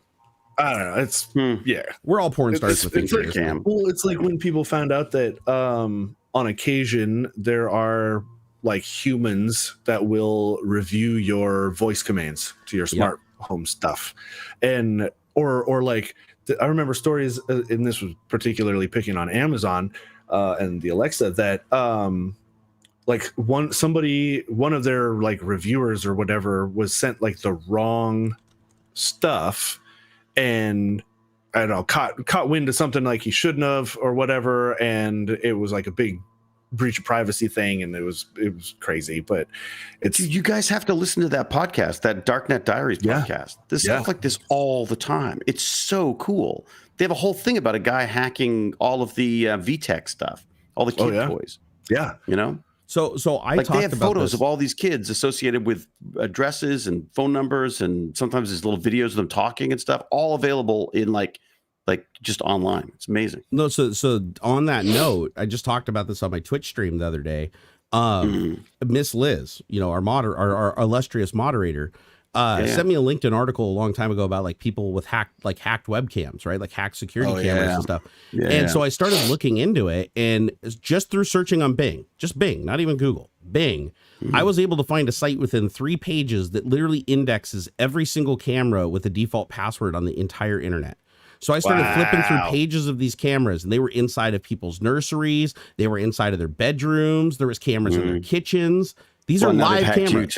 Yeah, these are live cameras that you can literally just click on and just open up in some random person's house. And it's their security cameras. They have no idea that they're being monitored. And the problem is when it pops up the camera or whatever, you get an IP address, but it's like to reach the person, you'd have to contact the ISP, give them the IP address, give them the DHCP, inform what's happening, and hope that they figure out what person was connected at that time, contact them and tell them to change the password on their camera. And the odds of that happening are like astronomically small, because most of these people never monitor the email address that comes from their ISP. They use like Gmail or something like that. So you never can reach them to tell them to change their shit. So it's like, what do? You can't. They're all just like, so if you have a camera in your house, turns the light off. Even turns the light off on some of the webcams so that you can't see. Some of the hacks will turn off the I mean, no, I cover the camera all the time now. Like I just don't. It's just like, you bring your phone into the bathroom. I'm like, Jesus, like I want to put a piece of tape on it or something. Like I just like, no one wants to see that. Maybe the sphincter cam does if it's trying to track. Yeah, because it's always recording. Like when I pick up my phone, it detects like a little bit of motion. It turns on the camera, unlocks, and logs me in. So it's like just the motion of the thing activates the camera. The IR thing kicks on, scans my face, and lets me in. It's like, so that data, where does it go if something crashes or something goes wrong? Right. It's being uploaded. So it's just thought of a new. Sorry. No, go ahead. I just thought of a new joke related to our bidet. Like, you're so ugly, my bidet keeps trying to shoot your water at you. Oh, you like look into the bidet and it identifies your face as a butthole and just squirts you as an asshole. Identified me as an asshole and sprayed me with water. It's just to see these modern jokes you have access to now. So good. Hey, Gimpy, Mr. Gimpy G Gaming, thank you the $5 super chat. He said, speaking of trading cards, how does David feel about getting the platinum? What is it, the platinum whistle or whist? He's platinum whilst he's bronze, even though he introduced me to the drug game. Okay, so he's doing Magic the Gathering. He's doing Magic the Gathering Arena. We're talking about trading cards. Yeah. So they've got a digital version now that's kind of great. It's actually really good. I love it. Yeah, I got to say, it's pretty close to the real. It's if you're locked down like Toronto is right now, you got to do it that way anyways. So, but Gimpy G, I got him into it, little jerk, and then now he's like way ahead of me because he's got more time. He's got more time on his hands, dude. He did a great. We did like a little thing this week for this local school we have here, which I just love. It's a freaking great place. Looks after kids with developmental physical disabilities, and we did every week the teachers do like a little Zoom presentation, because even though the kids are the only kids that are allowed in school, because they require such a huge amount of help with things, and it's everything from kids who are blind to kids who can't move and kids who can't like literally think in some cases, properly. So they're all in different rooms. So they do a Zoom chat all together, and they'll do like little videos and songs and stuff. And so I said, look, why don't I see if my bandits have anything they want to talk about? And we decided we'd talk about space. So I cut together this little video of like little songs like "I Am the Sun" and all these like little just about planets, and then a few things, and then the kids would came in, and I was thinking that they would just do like this kind of thing, like "Hi, I'm so and so, and I like the space," because they didn't do that because they have to be different. They did all of the interviews in Minecraft, so they're interviewed as their Minecraft characters talking about space, and then I would just intercut it with like little bits of video and stuff. But such a great experience, and honestly, the star of the show was Gimpy G, who's I think his nephew did like a whole opening promo for him. Like he literally gets beamed down by an alien, and then he comes up and he's all surrounded by little Yodas, baby Yoda things, and it was pretty great. Awesome. So I got it. So my hat's off to Gimpy. My hat's not off to Gimpy G, because if I take my hat off, you'll see how bad my hair is. But my little dog is stuck under okay, never mind. He just got out. He was stuck in the fabric of the box spring. Oh no! Oh no! Like an alien, like a giant bed bug. Oh my god! Have you have cat? Do you have any cats, David, or do you just have a dog?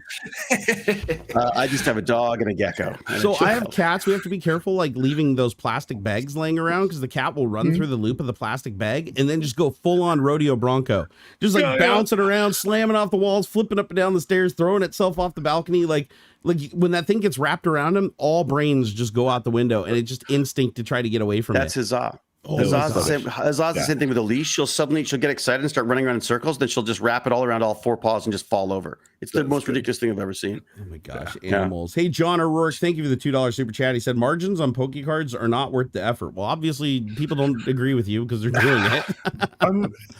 It's gambling, right? Yeah. So, I mean, I should have done more. The McDonald's was doing the promotion for the 25th anniversary. I bought 2 Happy Meals to get the cards. I very carefully opened one just to look at it, and I kept the other one closed. I'm not going to look at it again until I remember. Like, I put them both. I very carefully put the cards back into the package, and now they're hanging out in one of my books. Like I put them inside of one of my big hardcover books. I'm gonna forget about it for another 25 years. Pokemon cards from MacD's. They were doing a promotion where you buy a Happy Meal and you get a booster pack. There's like 5 cards in it. Right. I'll hold on to it for another 25 years. Sure. Yeah, I've got a box of like choice ones that I like ones that we've pulled, and it's probably worth like $3,000 or $4,000. I looked up a bunch of them, and they're like, it's insane. I want to sell them so I can buy more Magic the Gathering cards. You should. It's still hot. Although honestly, from a value standpoint, the cards that seem to be worth more, the Pokemon cards seem to be worth more than a lot of the Magic the Gathering ones are. There's a few Magic the Gathering ones that are like insane, like $190,000 type thing, like for a black locust. I didn't think they were worth that much. Oh no, there's like, it's insane. I remember thinking like, $6,000. What idiot would buy a Magic the Gathering card for $6,000? It's now worth $190,000. So not this idiot. I think it's funny. There's all these people that are like, NFTs are stupid, and like they're never gonna. Dude, all the Magic the Gathering card is a physical NFT. It literally is just you own something. There's a limited amount of, and even though it's cardboard, it's worth $1 billion. I feel like it can be destroyed. That's true. By fire or water or whatever. People are only seeing a very narrow use case for NFTs. So like right now, what's big with NFT is like art, right? Oh, I own the only copy of this thing, like a crypto thing. But what I feel like what people are missing, and I'm starting to see more toward this, are the smart contract side of things. Yeah. Cool. So it's not like, as an example, say Jerry wants to sell an NFT. But it's not just the picture or the image or whatever, right? It can also be like an exclusive. All of his bidet data. Yeah, but it could be like, say it's also a ticket to something. It could be, not only are you getting the Barnacoin image or whatever, right? It's also good for a 5-minute like Zoom chat, or it'll get you a ticket to the after party that Jerry and I throw one day at TwitchCon. You have to show your NFT, and it's non-transferable. Like if you transfer it, or you don't make it anymore, right? You could make it non-transferable, so where either you physically can't, or if you do, I can check the chain and say, oh, you gave sorry, Tim gave that to you. you're not allowed. This has to, or you get a to portion of the Tim scalping only. if he scalps it. Yeah, things like that. Like people are missing out on like they're only seeing Beeple sold like some weird pixels for $1 million. That's like basic. That's super low level, easy pickings like NFT stuff. And with Beeple, it was more than just those images. I mean, he'd been putting those images out for like it was a whole thing he'd done online. You were like owning a part of internet history there. Yeah, and also that guy's he's like a club legend. Is like they're using clips of his stuff at EDMs and I mean like he's. I listened to a really interesting interview with him. He's like a wacky guy. Oh, he's fucking in the stratosphere crazy. Yeah. But smart. I mean, all kinds of things like that. It gives you exclusive access to a thing, or it's I don't know, like that game, David, you were telling me about. Like that whole thing is surrounded. by I bought NFT. more. Like that's more super cool. And I don't know. I put a link in because then people can buy them and they can be worth more. Somebody said, "What's an NFT?" It's a non-fungible token. It's basically the digital equivalent of a baseball card. Like only one person can hold it at any given time, and if you trade it to somebody or sell it to somebody, it's theirs, not yours anymore. Why does it have to be fungible? Who the hell uses the word fungible, for God's sake? That's like legal lawyer terms. Yeah. I think that was kind of the point, right? They want it to be taken really seriously. Kinda, but yeah, so it's not just non-fungible token. I think I like the best example that I like is CS:GO skins. Right. Yeah. We talked about that last time, didn't we? Yeah, those are non-fungible tokens, and there's a limited quantity, sort of, right? Because like some skins you get 0.0% chance of it popping up in a box or whatever, but instead of random loot box distribution of the NFTs, they can be created by an artist or whatever, either in limited quantity or not, that sort of thing. And they are centralized though, right? So they're a centralized token, right? Because if CS:GO goes offline and nobody can play it anymore, the skins are no longer transferable, right? Right. Yeah. So it goes a little beyond that because, well, I mean, I don't know. It seems I feel like it's not being implemented in the best way possible. So as an example, whoever bought that Beeple thing for $69 million or whatever it was, Beeple did. Yeah, he bought it. Did you hear this? He did. Literally, Beeple and his business partner bought portions of it and sell it. That's funny. So there's a whole bunch of pyramid shit going on as well, right? Somebody I just posted this link. Yeah, it is. Oh, to Blancos. Yeah. I just posted a link to Blancos, and I'm telling you, the only reason I'm doing it is because, well, first of all, I think they're cute, but secondly, it's because I would like them to go up in value. I make no bones about it. It's like it's a silly little game, but it is the guy who's one of the guys who's invested in the company is my one of the co-stars on Clarice and Walking Dead, Michael Cudlitz. And I just really like the guy, and I love that he's invested in it. And so I went and bought a couple, sort of just originally to support him, but then I was like, these are collectible. Oh, these are the digital like pop vinyl guys, right?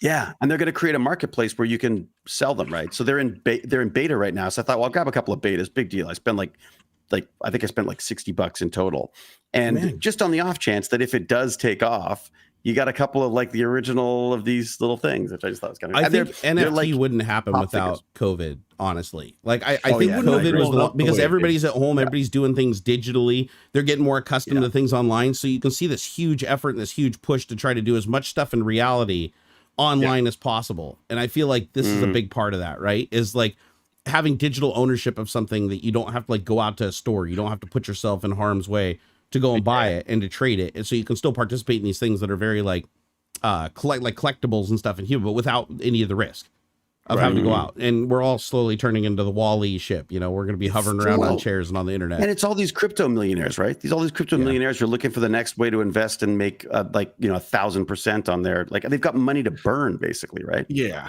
It's so, I feel like the most popular view of NFT right now is like the same sort of like art selling scam that like fine art is, right? It's like big money laundering thing. Like you get your buddy Jeff to say that this painting is worth $10 million and then you auction it and it goes for 15, but you know, whatever, we can talk about the subjectivity of value all we like, but it's what's troubling, or at least with the example of the Beeple thing, is like if it's not implemented correctly, all you really own is the receipt. Because like somebody dug into the blockchain and looked at the sale of the people thing, and what's really on the chain isn't the image itself. Correct. It's a pointer to a location on a server who's like, which is basically like the vault that has the actual digital image. If they go under, or if something bad happens, all you have is that pointer to wherever the image is supposed to be. I don't actually have physical ownership of the thing that I just bought. Like, I'd want to be shipped a USB stick with the original file. People did do that for some of the packs. Like, he actually would even print and send you like a digital, or like a real tangible in like life a nice print little presentation thing. Yeah. Whoa, man, your camera's like going I thought it was the virtual cam, but I'm not using the virtual cam anymore. You're like, trip him, dog. Having a camera acid trip there. But no, I consider the NFT artwork stuff very similar to like if you bought a car. It's like, and you left the car like in storage or at a dealership somewhere, but you held the title. And so that's what it is. It's basically just proof of ownership. Like, a lot of people buy stuff. Like, if you buy gold nowadays, like, they're not going to send you 5 bricks of gold unless that's what you really want. They're going to keep it in the vault at the bank or at the treasury, and then they're going to issue you the serial numbers for those bars and give you a ledger, basically, or a bond or whatever, that says that you own it. And that's doing what that it with is. crypto now too, right? Yeah, there are companies now that are selling you not crypto, but selling you the right to buy the crypto at a certain, like, it's like everybody's got every angle. It's like a snake eating its own tail. I feel like, look, I like being involved in it in a purely nerdy. It's like going to see a movie for me. It's like, I'm willing to spend like that kind of money, like $40-$50 here or there, just to try things out, to see what it's like. That's why I liked this Blancos thing, because I just thought it was kind of neat that they tied together a silly little Roblox like game with the idea of like collectible skins, that, because I think the collectible skins is a great way of putting it, because that's how the kids understand it. Yeah. The kids understand the value to this stuff. They grew up with digital value. We didn't. Yeah. We laugh at it and we just sound like old people because we don't have, we didn't understand the value of a one-off digital entity, if that makes sense. They care less about money too, I've noticed. Like, even with my own son, they care less about money and more about the uniqueness of something. So like the collectability of it. Yeah. It's like if somebody told me, like, if I, like, when I was a kid, I had what was my most expensive baseball card I had? I think it was like a 1970 something Lou Brock or something, I think, at the time. And it was worth, I want to say at the time it was worth like $300 or $400. And I was really proud that I had that card, because none of my friends did. So I like hung on to it. But still, when I found out it was worth like $300-$400, I went and sold that shit to like the first card store I could go to and went and bought like a Sega Genesis. You know, it's like the value. But nowadays, I don't feel like kids, it doesn't matter if it's worth $100 or $1,000 or $1 million. If it's something that's unique that they have, that's desirable, that their friends want, but their friends can't have, and they have it, that defines them. Like, that gives them, like, it's just they have flex. Something they don't. These are all just flexes, right? It's just a flex. I mean, it's like is it the NBA thing where you can buy clips of people? The NBA is NFTing clips from their shows. Like, you can go watch this, but you own that one clip that they created, and somebody else can go record the same clip. Own it, in that you can't stop anyone from using it or anything, but you have the bragging rights. Are you kidding? You own that. I would DMCA the shit out of anybody who used the clip that I own. Are you kidding? It's not an ownership thing. That's the weird thing, is I don't exactly know how the contracts work, but I don't think they're giving up ownership of that clip to anybody. You own the NFT, you do not own the video. Yeah, it is worthless, but it's literally then. Just to capitalize on sports collectors. No, that's dumb. Yeah, no, it is dumb. Well, it's just so that on that web, but again, it's like in-game currency, right? There are people who will spend, Magic the Gathering, perfect example. Magic the Gathering, you're online playing Magic the Gathering. You want to like customize the card covers, the virtual card covers. People will drop like $5-10 on that right away. Or, you know what, I want to get to open some new packs. You know, I'm going to spend, people could spend, you could literally drop like $200 for a bunch of virtual cards just to open a bunch of packs. You know, I remember back in the day, I was working on a project. It never got finished, unfortunately, because of legal issues when I was working at Microsoft. But I actually created I got the domain and everything for this thing called, was it guidshop.com? GUID, globally unique identifier. And basically GUIDs are used everywhere, right? They're a very specifically structured hexadecimal number that's used in all kinds of things like encryption and verification and checksums and everything. It's a very unique number, right? A very large number. And so I created a site that would basically just create one of these unique numbers, because there's an infinite number of unique numbers. And just like Star Registry, you could buy the rights to that number. And I would give you a certificate, and I would license this number on your site for your use in all your programs and your future cryptography and stuff like that. But basically, you would have a database with me that says that you own and you were the first person on record ever to use that globally unique identifier. And it was kind of a weird idea, because at the same time, it's like, who gives a fuck? Because every globally unique identifier is different. You could generate until the sun explodes. You will never create the same number twice. So it's maybe you could generate enough and get ones that have like, oh, look, that one's got 007 in the end. Or see, I didn't even think that far. I was just like, I'm going to create these things. So I was programming at the time, and I was doing a lot of COM programming, so interop between programs. And GUIDs are required for that, to register the endpoints for these things. So I'm like, GUIDs are used a lot in programming. So why don't I just create this thing in nerdy developers and shit? And I even wrote the code that when you went to the website, like, it was all functional. I just never launched it. That you'd click on there, you'd get your GUID. It would generate a certificate with like all the watermarks and everything in it. And it'd give you a QR code and a barcode that would generate your GUID if scanned with a phone or one of those. I even bought a scanner to test it to make sure it was working, like one of those like grocery store laser scanners, barcode scanners. And so I did this whole thing, and it would make a certificate. And then what would happen is, if you bought it from the site, you could download and print your own certificate and like put it on the wall. That's like, oh, I own, here's my GUID. This is what it's used for. This is the person that was like a title or registration for it. And then it would have the things that you could scan, so somebody could walk up to the certificate and scan it and see that you are the rightful owner in the database. And I ended up not launching the site. And I'm kind of glad I did, because the liability behind something like that and keeping it alive forever becomes a problem. So I'm kind of glad that I never launched it. But it was kind of a cool idea back then, because if you think about it, it's like NFT is not far off from that. It's like creating something that's unique and then saying that you're the one that owns it, and then creating a mechanism by which nobody else can take that from you. Like without like, physically getting you to transfer it to them, like at gunpoint. Yeah. And so I kind of feel like the whole idea of creating something that's digitally tangible, I guess is the word, because it is something that never gets destroyed. It always exists, and you have a way of like physically owning it. Like you do. It is yours. You have something in your possession that prevents anybody else from claiming ownership of it. So I think having something like that is like, it's a cool thing, and I think it'll have real uses too. That's the thing, is like, I think the NFT stuff with like the artwork is just like Bitcoin was the first crypto. This is the first use of NFT. I really think that NFT is going to be more useful in the long run for companies that are doing like certificates and encryption and data storage and things like that, like keys to the vault, right? Like your NFT is literally going to be like your physical key to the vault. And it's not the NFT itself that gives you access to the vault. It's the ownership of the NFT, proof of ownership of the NFT that gives you access to that vault. So like when you walk into a place and you're like, I want to see my safety deposit box or whatever, they're like, well, this safety deposit box is bound to this NFT, not to a personal identity. So whoever owns that, whoever can prove ownership and access to this NFT at a given time is the person that can access that physical vault. So you'd have an NFT tied to like a crypto key of some sort? Well, it is a crypto key. I mean, an NFT, that's all it is. It's literally just another entry in the blockchain of a transaction, and it can have some data in it pointing to somewhere else. That's interesting though, because you could almost sell those, couldn't you? I mean, yeah, because the thing is, like, let's say you wanted to do some kind of anonymous transaction of goods in real life, right? You don't want to have a paper trail.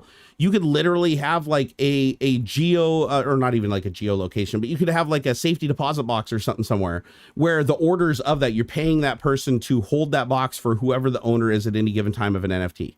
And then they could literally come in and access that box by proving that they have ownership of that NFT, but without divulging their personal information. Yeah, that's neat. So they could literally like go through the blockchain and be like, look, I have the private key that shows that I am the owner of this. Like, I can verify it. And no other person would have the key to do that because they transferred it to you. It's in your wallet. Like, you have that wallet. And so you'd be able to access something, and you'd be able to prove that you're the owner of something without having any personal information trade hands, theoretically. There's always a little bit of like a paper trail, like, right? They could take, you go in to claim it and they take a picture of your face and look it up in a database or something. Like, nothing's 100% foolproof. But my point being is, imagine having a system where it's like, say you want to buy a car online and the title is tied to an NFT instead of a title. Now you don't have to go to a registration and transfer the title and do all this. You could literally just transfer that NFT to the person's account, and all of the other stuff along with it transfers to them. And they are now the physical owner of it automatically with one transaction on the internet. And I kind of like the idea of that. I like the idea of not having all these separate little databases that are proprietary and owned by these singular entities or government controlled entities that get to decide whether you own something or not. I like the idea of the community consensus that's like, listen, the majority of us agree that this person owns this thing. And that's good enough for us. We're not going to say, oh, the government can just tear up your title and give it to somebody else because they've declared that you shouldn't be able to own that anymore. They physically can't do that. It's like, you own it. It is yours until you give it to somebody else. And I think that's where blockchain is really important to our future. Is as we move forward, we see that society takes away more and more of our rights. It's inevitable. It has to happen for us all to function as large groups of people, but it will inevitably keep taking more and more and more, just like by design, right? Because more people get into the fold, more people have to live and coexist together and function together. You do have to have more rules and more stuff like that. And eventually it'll get to the point where you don't own anything. And that's already happening now. Like, you don't own your video games. You go and buy a car, but you don't own your car because to drive it, you have to license it every year and you have to have tabs and you got to do this. You don't own your house because if you don't pay your property taxes, even if you paid for the whole house, the bank just forecloses and the government takes the land away. And unfortunately, you can't move the house. So that comes with the land. And so you never really own anything. And the government tries to put it in a position so that when you die, you own nothing. Like, the whole idea is as you get older, you don't have the financial ability to hang on to anything. So by the time you die or shortly after you die, all of that gets returned to community property or goes to the next of kin who's still paying taxes and still giving a revenue stream off it. And it's a way for the government to grab for tax. Exactly. It's just the government making sure that every single thing that's in circulation is always profitable and transferable throughout time.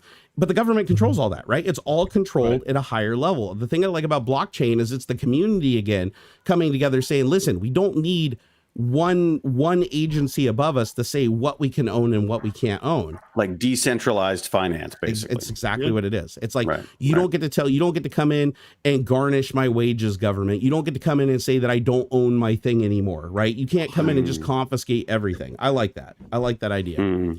And so I think that's the direction that we're headed. And that's why I think it's not going anywhere. People are really worried about cryptocurrency going away.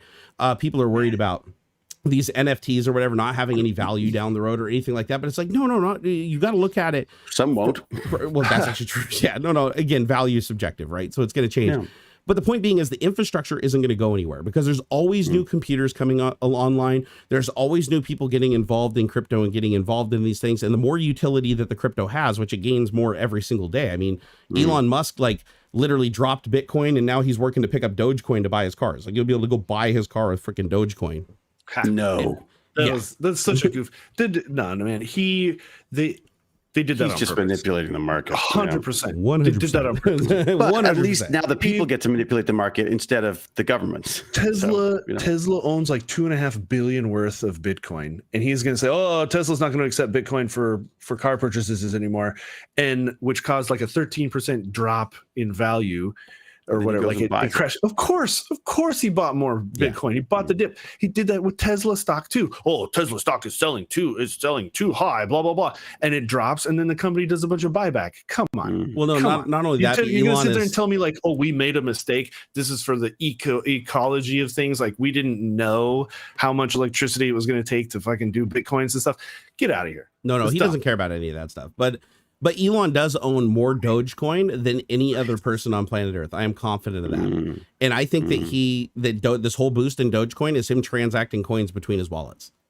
Probably. And I'm fairly certain that's what's going on right now so that even when it's in a dip or a whale tries to sell, he uses that opportunity to stabilize it and buy it back in, and he gets more and more quantity of it. Once he has like more quantity than anybody else and all the whales have checked out, he now essentially has his own cryptocurrency himself. Like, he owns his own dollar bill, the Elon bill. It's called Doge. He could have just created his own, though, couldn't he? I mean, why bother with all that? To launch something from scratch and get the volume that you need for the thing to be 100% stable, it would be really, really difficult to do. Like, the fact that Doge is established for 7 years, and even on its own, it never died. It wasn't, hugely valuable, but it always had value over those 7 years.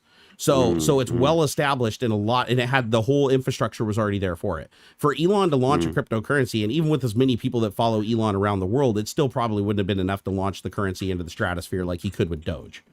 Like, Doge was a really easy target. And then the other thing is, because so many people already own Doge, when he goes and invests into that and he boosts the value up and he goes to sell, there's enough volume that he can actually sell. Not that he'd want to. I don't think he's trying to sell, but that's the most important thing to crypto. It doesn't matter if it's worth $5 million a coin. If you go to sell it and nobody can afford to pay $5 million for it, now it's worth $4 and then it's worth $3, then it's worth $2, and it just tanks out. You need enough volume trading on the network to give it stability and to give it validation. And that's the same for currencies too, right? You can have millions and millions of dollars in like a, in the whatever, the Nigerian whatever, and then if the country collapses, it's so what? It's not valid. Absolutely. That's I think that's part of why stuff is kind of blowing up in a way. It's like you can kind of get out of the government-backed currencies.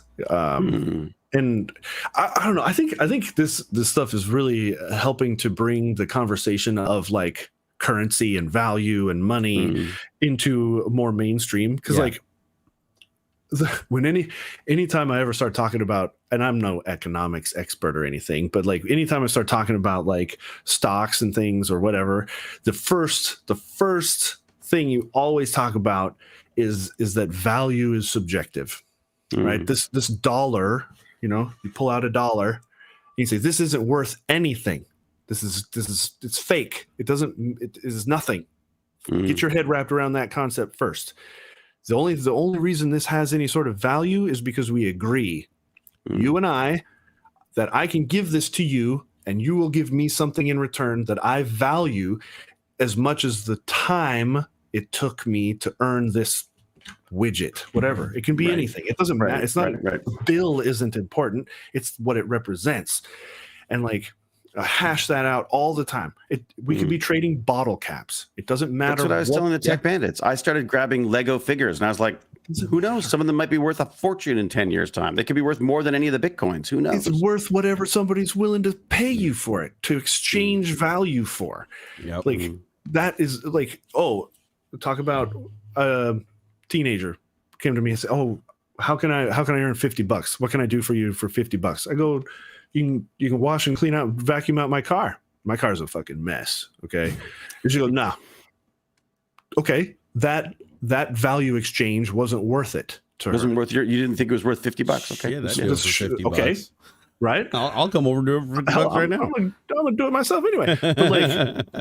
But like, it doesn't matter. I can, whether I gave her a purse for the time or a bicycle or a sack of potatoes, it doesn't matter what we're exchanging. The core concept is the value has to be agreed on. That's all. What is it worth? And you can say it's worth $100. You can tell me it's worth a bag of apples. You can tell me it's worth 15 minutes of your time. So just sit with me. Like, that's the value exchange. And people get so caught up on the symbol part and not the exchange part. I mean, part of the problem with that, though, is, not to sound like an old man, but I am,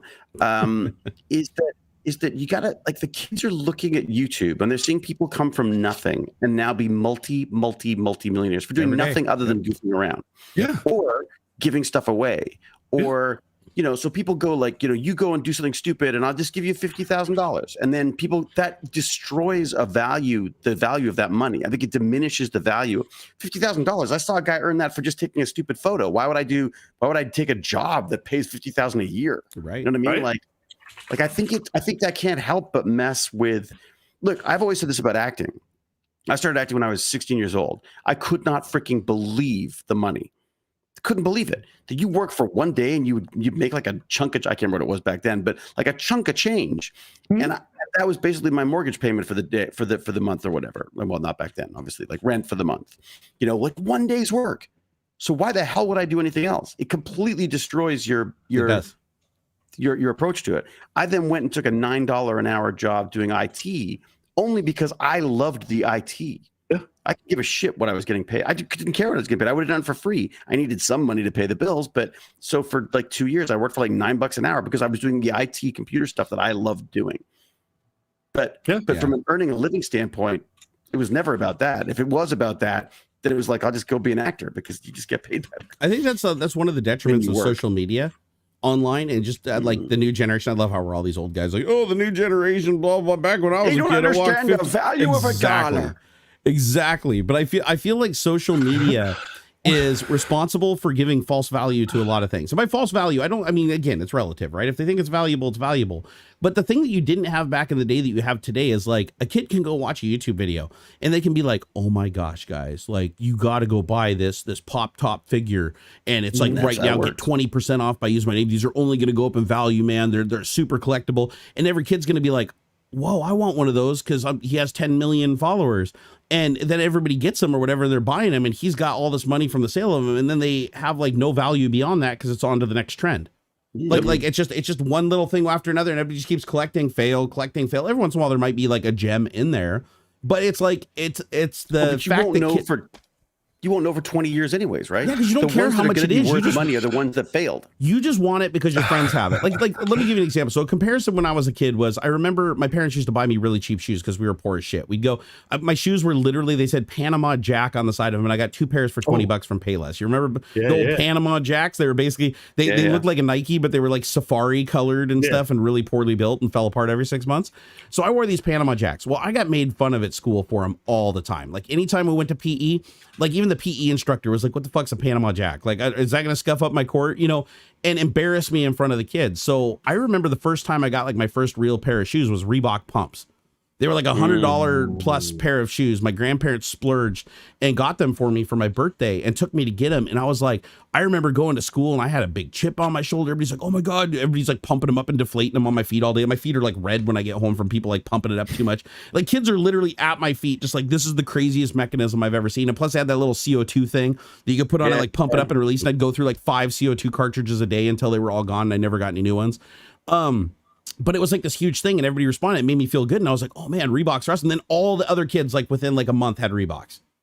Like it was the one thing that I was like the trendsetter on, right? I had it before anybody else did in the school, or at least within my class, right? And so everybody else went out and got them because they were like, oh my gosh, those are so cool. And then Reebok pumps started going up. They were like $150. Then they were like starting to be sold out, and all of a sudden it just blew up. It was this big thing. And then just as fast overnight, it was like, nope, nobody cared anymore. Move on to their Jordans. It's like Reebok pumps are stupid now. And I remember like that's a process that took time because there was no internet to like really pump it up and make it like, it was just, it happened over a long period of time. Then it tapered off and it was on to the next thing. Now with social media, it's like today the big thing is Pokemon cards. And then tomorrow it's like, oh, the big thing is MLB cards. Oh, tomorrow. And it's this Wall Street bets mentality of let's get everybody together, target them onto one thing so that even though it's not a limited supply, it becomes a limited supply. And then that gives it value because everybody ran out and bought it. So there's like nothing left. And then that's what actually ends up giving its value is the scarcity because they didn't create enough of it because they never thought that this artificial mechanism was going to put a target on it. Like Pokemon cards. Most of the people collecting Pokemon cards from what I've seen online are people that are not Pokemon enthusiasts. It's just FOMO.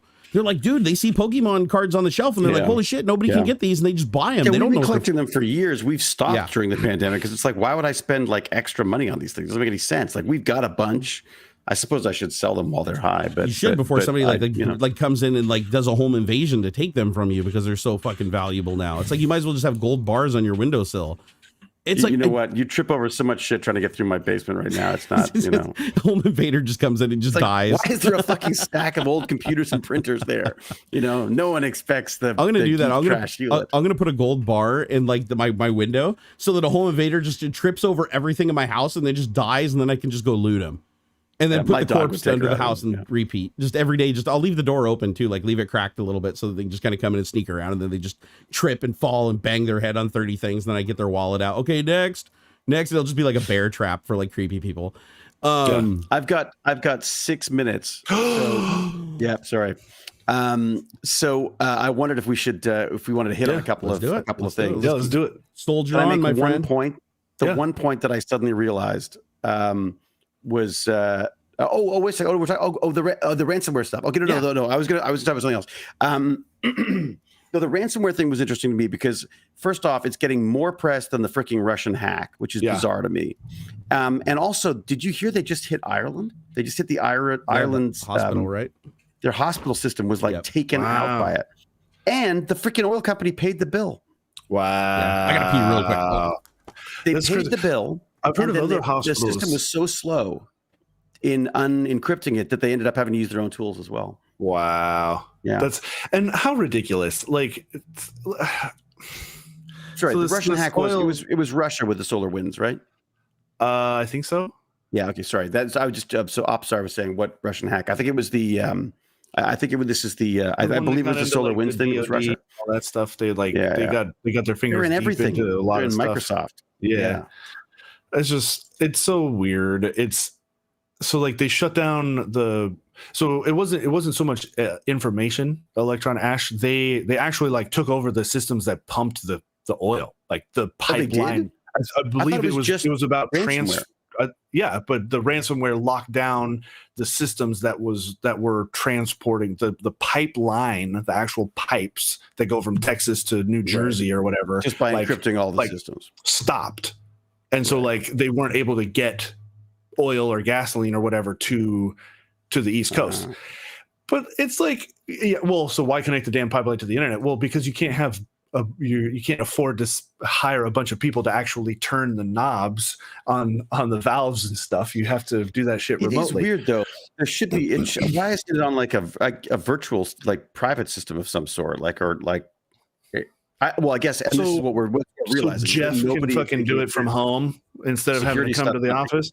Yeah. But it's like putting the brick in the door so you don't have to keep unlocking it. Even if it wasn't an internet connected system, though, you still run into a problem where your employees are the weak link. What happens when an employee comes in and plugs their cell phone in to charge it via USB into the computer, and it creates a virtual networking tunnel, and there's a virus on the phone that then establishes an internet link to the computer and sends the IP back and connects to the I mean, there's no matter what or how hard you try, as long as your employees are dumb enough to do stuff like that, you're going to get stuff like ransomware. As a matter of fact, it's happened. Well, that's interesting then. So should computers be doing it? I mean, should we be having some kind of an AI system that automatically handles all of our passwords for us? Yeah. So that we're not able to get in unless we use I guess that's the only solution really, isn't it?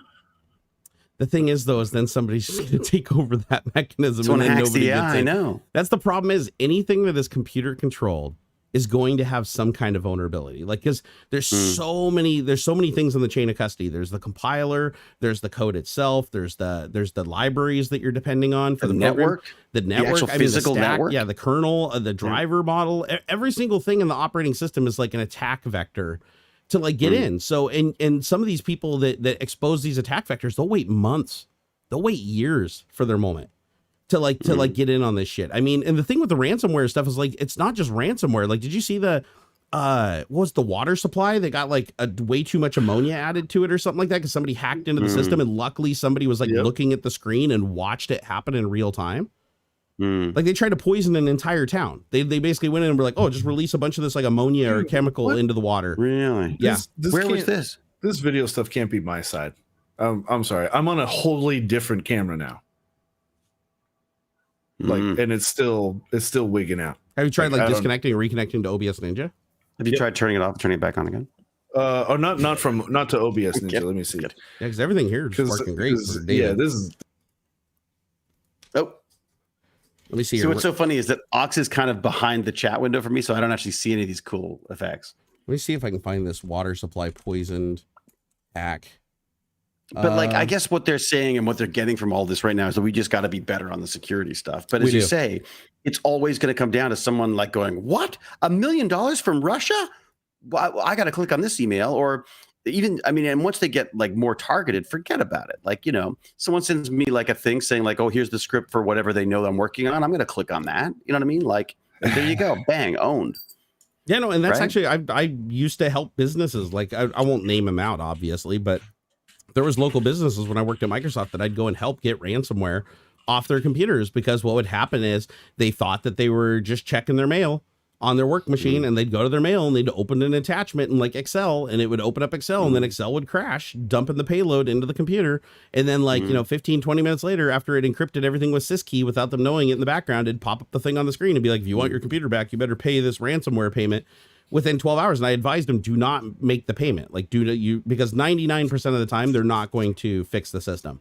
The only reason I think it happened with the oil thing is just because it was such a high profile thing that affected so many people that if the hackers didn't actually go through, and free it up, we would have literally gone to DEFCON 1 on it and went to war with them. Like, we would have never stopped until they were found. I think by them showing that concession and actually unlocking the machine, they're still going to look for them, but nowhere near what they would have. They're probably still in there. They probably left some kind of a back door, right? No, definitely.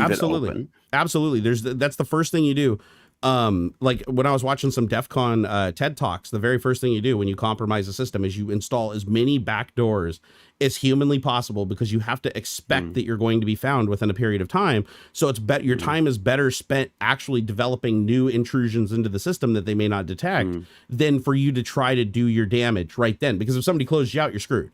So what you do is you hack the system. The very first thing you do is you just start dumping tons and tons of backdoors. You know, if you search out routers on the system and try to add firewall rules and stuff to let yourself in, add new accounts that are hidden on whatever operating system it is so that you can log in remotely, enable any remote entry you can through Telnet, SSH, remote desktop, you know, the RDP protocol. I mean, you want to create as many holes as humanly possible so that they're never confident that they can find them all. And then what you do is you don't avoid this stuff. Like, how do you not open email attachments? You have to. There's no point of email without attachments at this point. The problem is it's cat and mouse. It's really cat and mouse, and a lot. And so somebody exposes a security hole, they patch it and fix it, and sometimes even create a new one in the process. And the problem is a lot of these companies, especially the oil company, I didn't see what operating system they're running, but I guarantee you it wasn't Windows 10. They're probably on like Windows 7 or Windows Vista or hell, you know, probably Windows XP, because Windows 10 already has ransomware protection now. Like Windows 10, if anything, like they removed syskey, so there's no built-in encryption mechanism. And if anything attempts to encrypt anything on the box without the user physically elevating itself, it immediately warns you that this program is trying to do some like malicious shit you probably shouldn't run. Yeah, in a way, it's so easy to fix. As soon as you do any encryption happens in any way, shape, or form, you just alert the user, and you know. And that's what they do get now. Around that too, but yeah, Windows 10 literally has something called ransomware protection, because remember that big what was that worm called? There's a worm that was going around, like I think it was like 5 or 6 years ago. Stuxnet or something like that. Stuxnet was the one that took out the was it the Iranian their nuclear thing. The nuclear facility. Oh, shit, I didn't know that. No, this is the one that took over all the hospitals and people literally died. Like this was the one, like people actually died in this one. And I remember this. Yeah, and they couldn't, and the problem was they literally were like ransoming thousands and thousands. Yeah, WannaCry, that's what it was. WannaCry, that's it. WannaCry. And I remember that was like that worm was crazy. And the only reason it was stopped was because luckily they put something in the code that was a kill switch. And some dude figured out how to activate the kill switch so that it would shut down the whole network. Yeah, it was a domain name. That's all it was. He took over. He what did he do? He took over the registration of the domain name. Yeah, that's where everything was being dumped, and that was it. Because when the virus started, it did a check for this domain name, and if the domain name was online, it would just self-destruct and turn off, and it was their dead man switch. And Stuxnet was brilliant, but that also got loose, right? That was only supposed to target very, very specific computers, and it ended up getting everywhere. That's how it got caught. Yeah, we've been through quite a few worms. We've been through quite a few. Like there's a documentary on YouTube that talks about like all the close calls we've had with these worms that have like completely crippled nations and like defense systems and stuff. It's actually a fairly common practice. I mean, Microsoft themselves, they don't publish it publicly, but there was many times I worked at the company that we had to go through multiple times and systematically wipe everything and bring in backups very carefully, only to get reinfected and have to do it multiple times until we figured out where the reinfection vector was. And it'd always be like one these dude. New ones. No. It'd always be one dude's computer under his desk. Like we did, like it took us 3 times to clear out a virus called Fun Love. And luckily the Fun Love virus really didn't do anything other than popping up a box saying like, I love you or something like that. Yeah. But it was enough to fuck up all the testing at Microsoft and annoy everybody. And I remember it took us like 3 times completely wiping like all the main labs on the Redmond campus. And we'd slowly bring them back online. And every single time we brought 3549 back online, which was the biggest computer lab, the virus would immediately rear its head again. And we're like, what the fuck's going on? We wiped everything, absolutely everything. But the one thing that we didn't account for the third time through was each one of us have our own dev boxes, our own dev computers. And one of them had a USB thumb drive plugged into it that had the infection where the virus started from. So even when they wiped the hard drive on it, as soon as they installed the operating system, autoplay would pick that shit up, run it, and inject the virus. And then it would just spread rampantly over the whole domain again. The other thing these ransomwares are doing right now is that they'll sit on the computers for like a year or 2 years. Yep. So that even when you go back to backups, you're going to a backup that it's still on. Yeah, it's a time bomb. Yeah, and they'll do that, like the Y2K thing. There was a bunch of worms that were running around during Y2K, and it turns out Y2K didn't kill like anything really. All the computers that died from Y2K were just a virus that was lying in wait. and you're not looking for it. God, remember that there was the biggest non-event on the internet. It was. Gotta get you out of here. I gotta go. Gotta get you out of here. Lads, it's so good to see you again. I'm sorry I've been away for so long. You never have to be sorry, Dave. We appreciate you showing up, man. No, I'm sorry. I'm purely sorry from a selfish standpoint, where I just quite enjoy it. Well, all good, man. We'll be here every week until I die of a coronary or something. So it's probably going to be at least another 3 weeks. Really quickly. What's that? I'm gonna send a link to my friend's books. Hang on a second. Do it. Pimp that shit. Pimp it hard, man. Right. And while you're doing that, he's an amazing guy. Let's see here. Let's see. Eric Lacosta, thank you for the $5 Canadian. Said I worked at Walmart for Boxing Day back in 2004. Police had come to split people having a fist fight over the last VCR unit. Oh my God. So this was happening even back then. Jesus. Thane, thank you for the 50 knock. He said, congrats on the milestone. 100 acting credits on IMDb, David. Wait, there's credits? Look, is it really? You got 100 credits. Look at you, man. Clarice must have pushed you over. Glad you're getting work. That's it. And here's to 100 more. I don't think he's got 100 more. In him, fantastic. Thank you very much. I'll be dead by then. 100 more. Jesus Christ. Look at my face after 100. What the hell's going to We need to start a Deadpool, dude. We got to start a Deadpool. Oh, who God, goes first, second, and third? Oh, man. Ox outlives us both, though. That's a given. 100%. 100%. Yeah. One last one. Yorkshire Techie, thank you for the £5. He said, hi, guys. I'm loving the stream. Can I challenge you to say these British places' names? Let's see here. Okay, so Leicester, Middlesbrough, and Bicester. Bicester? It's probably closer to Leicester. Here, I'll put him in chat so David can see him, because he's the one that's probably most likely to be able to read these correctly. Yeah, it's going to be like either Lee or Leicester, Middlesbrough or bro, and then like same thing like Bicester. So maybe, but there's like an I missing in the Bicester one, so there's probably not a ch sound. Yeah, like middles, like friends link is in there. Where are they? What's the? Here, I'll copy Middlesbrough. Paste yeah, Middlesbrough, Bicester. Did I get Bicester right? Bicester. I think I said Bicester, but there's no H though. How can it be Bicester? There's no H. I know they do weird things. The Brits are weird, but we gave you the damn language. You just call them your tits, sir. just all right, I'm out Leicester. Here. It's Leicester. Okay. Oh, it's See Leicester. You, lads. Have fun. Bye. Thank you all. And Starbuck Tech, thank you the $15 and some coffee money for you guys, dude. You're awesome. Thanks. All right, David. God, I need coffee. GTFO. Go get some coffee. Hang out with your family. Okay. Tell Bratlet that Uncle Barnacules is really disappointed that he didn't go to school this morning. And it was Saturday. Worst fucking parent ever. Son, go to school. Dad, it's freaking Saturday.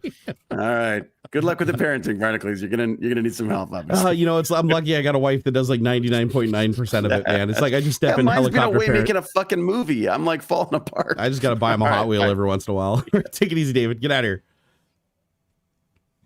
And David is off. Hey, Ox, it's funny. You keep getting this weird artifact in your beard, but it like tracks perfectly. It is so bizarre. It looks like somebody took like a Post-it note and stuck it in your beard. When it shows up, it tracks so perfectly.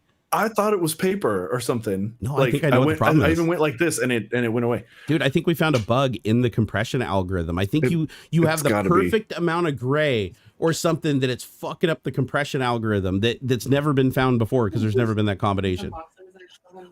Oh, weird. What's up? Everything all good, bro? Oh, my lady just dropped off some shorty heights DDR3, and I was like, "Where did this come from?" Well, that's worth about $9 billion. Some random. You think? Because I got more. Dude, old RAM is stupid expensive. I got a ton of this DDR3. Like these shorty height DDR3s. Let's go price this shit. All right, give me a serial number or part number or something. Hold on. I had these separated I had these categorized. So let's see. These are KVR 1333 D3 N9/4G. Okay. All right. So 8 gigabytes, 2 4 gigabyte strips. Okay, $24.99. That's not too. That's not up there. Let me do for sold auctions though. Here, let me do completed items. And yeah, okay, so that stuff's only worth about like $15. It's nothing crazy. Somebody sold 3 sticks of it for $670, like in package. So So it looks like it's come down, but there was a time where, like, I remember it was DDR4. Was it DDR3 or DDR2? There was one RAM where I looked it up once, and it was like it was more expensive for my used RAM than it was to buy the new RAM, and I thought that was really bizarre. So those are I have two what would be 8 gig kits, and then I have 5 of these 8 gig sticks. Okay. This is KVR 16N11/8. I have 5 of those for some reason. Oh, there's a lot of those for sale on here. Okay, let's see. So you have 5 of those? Oh, dude, those are selling for $50 a stick. Let me see. And that's definitely the one you held up, the short profile Kensington. Oh, my bad. I have one of those. Kingston? The rest of these are all 4 gig sticks. Okay, well that 8 gig stick is worth $50 right now on eBay. Oh shit. So that's a $50 bill, son. Right there. On. What is I think maybe it was DDR2 that was like super expensive. Like one of the really old ones is stupid expensive. $50 for 4 gigs. Yeah, okay, so that's up there. That's definitely up there. No, there's still people selling cheap stuff. 16. I have 32 gigs. Are we still in a massive RAM shortage? 8 fours, yeah. Not really, not that I'm aware of. Okay, maybe that's what it was. Maybe it was during the RAM shortage. Price is pretty decent right now. I think it was the RAM shortage. Let's see. Where's the? Oh, I looked up that poisoned water supply thing. Yeah. Okay. So sodium hydroxide. They put 100 times the allowable sodium hydroxide amount into the water system.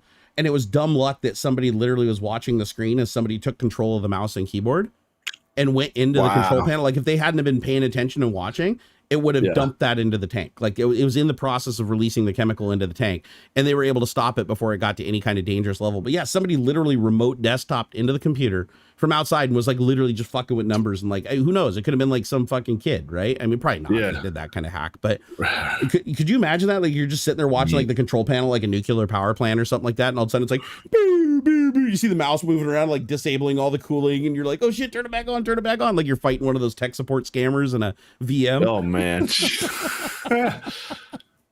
So bad. Do you remember RDRAM? I do remember RDRAM. That shit was expensive. I actually had a computer that ran RDRAM. That was that would have been wait, RDRAM. That was like Celeron, right? Like back in like the Celeron days. Which system did I have that had RDRAM? I don't recall exactly. Yeah, because I did have a computer that had it, and I remember it was like one of the most expensive components on the damn thing. RAM bus memory. That never caught on though. Let's see. What was our final topic that we had? I need to look that up because I lost my damn dashboard window. Either Epic versus Apple or lasers and space debris. Lasers and space. Well, the Epic versus Apple thing, that's continuing on right now. If you guys haven't been following that, it looks like Epic Mega Games wants to be able to sell their own shit through their own store while still deploying, Fortnite and their other games on Apple's platform. Apple's like, no, fuck you. Everything you sell on our platform and everything you sell outside of our platform connected to the thing you sell on our platform, all your money belong to us. And it's become quite a bigger argument too. It is. It's they're the bigger thing like at play here is the like level of control that Apple has over their marketplace. Yeah, essentially, because like they're starting to talk about like the opaque nature of their app review process. Like some apps get approved, some don't. Why are there so many trash apps? And like, don't even try to argue with me that there aren't any like shitty trash clone apps on Apple's App Store, because there 100% are all the time. It's look, the Apple App Store or the iOS App Store at least is no better than Google Play. It isn't. I have enough Apple devices. I poke around on the girls' stuff. I have an iPad myself. It is not any better for Apple's like iron fist. Okay. If you're talking about Google Store specifically, like Google Play or whatever, then I agree with you. But if you're talking about the third party markets, oh my God, they're so much worse. Oh, I don't know. Yeah, I don't even bother with Samsung's App Store. It's stupid. Google Play is enough. But that's part of it too. Like, so they won't like, heck, the fact that Epic's update to their app that enabled an in-game store that bypassed the Apple purchasing bullshit just highlights the fact that they don't review their apps that well. Right. It took like people bringing it to their attention. Like, but then again, so just from the developer side of things, so you understand a little bit more how this works, is most of the review that's done is on submission.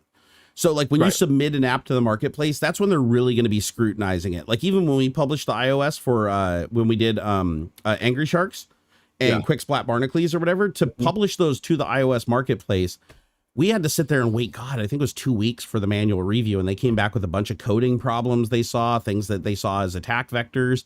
We had to fix a bunch of shit. So it's clear that they put human eyes on the thing. And I was pretty surprised about that. But then when we released updates for the game, which could be complete code changes, that shit would be like instantly approved by an automated system as long as you didn't trigger any of the flags.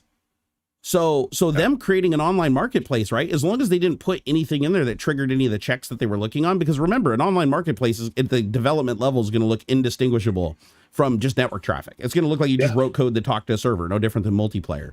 So it's really hard for them to detect that. And so they're not going to find that after the fact. So if you publish an app that doesn't have an app store and then you release an update that adds the app store, you have a much better odds of defeating the system and slipping by them undetected.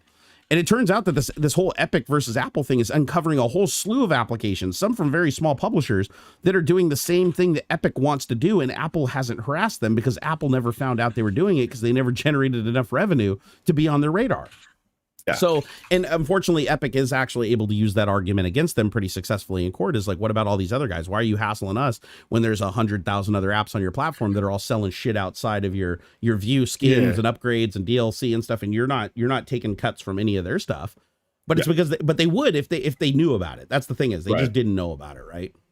So this is going to set some interesting precedents going forward, because if Apple is successful, then that means that Apple reserves the right to completely close down their system at a charge for literally anything. Like, it doesn't matter. Even if it's something completely hosted on their server, if it's any way connected to the app or game that's published. Like, for instance, here's an example that that Google raised that I thought was pretty like telling, honestly. And I think Google's kind of shooting themselves in the foot going after Apple for this. But Gmail. So if you get a Gmail account, all of it's on, you're downloading the app for Gmail, which is a front end to basically a website, right? But they host the website, everything's on the website. The app doesn't really have any functionality that the website doesn't. It's just a front end, right? But if you buy like a Google Pro address or a Google Pro address or whatever, Apple would like them to take 30% of the proceeds of that and pay Apple. Even though the subscription is completely external, it's the same app seeing the account. It's just a paid app. It's a paid website versus the free website, but it uses the same app to look at it. So Apple would argue that because those two touch, Apple owns 30% of anything that touches. Basically like Simba. It's like, all that you can see in the sun is yours, my son. You know, it's like that's the approach that Apple's taking. And unfortunately, I don't agree with that. I really don't, because I believe that if it's DRM, if it's DRM and it's adding something to the game and then that is being hosted and deployed from Apple servers, Apple absolutely should get 30% of all that. And if they're intentionally trying to skirt that, like, hosting the content on their own platform when it could easily be hosted through Apple, I could even see them making a fuss about that at some level, right? What I don't see them able to do is when it's something that completely doesn't touch it other than by a connection, like a loose connection, and they suddenly think that they should get all the money. Like those guys that created the protected email service, that encrypted email service, tiny little company. It's got like 5 employees, and they sell their service for $9.99 a month, and then they have a free version. And Apple's like, you got to pay us 30% of any subscription that you have, because in the app, because you didn't even get the subscription through the app. You had to like log into the website, upgrade your account, and then the app was just a front end for it. So you just got the extra functionality through the app. And Apple still ruled that even though you're signing up through their website, they should still get 30% of every subscription to that app. And that's the trouble, right? They brought up Microsoft's game streaming thing. Apple kicked them off because they said that it was too close to it being like a separate store. And they wanted their cut. They wanted their cut, basically. Like, but that doesn't make sense. Like Stadia, Google Stadia.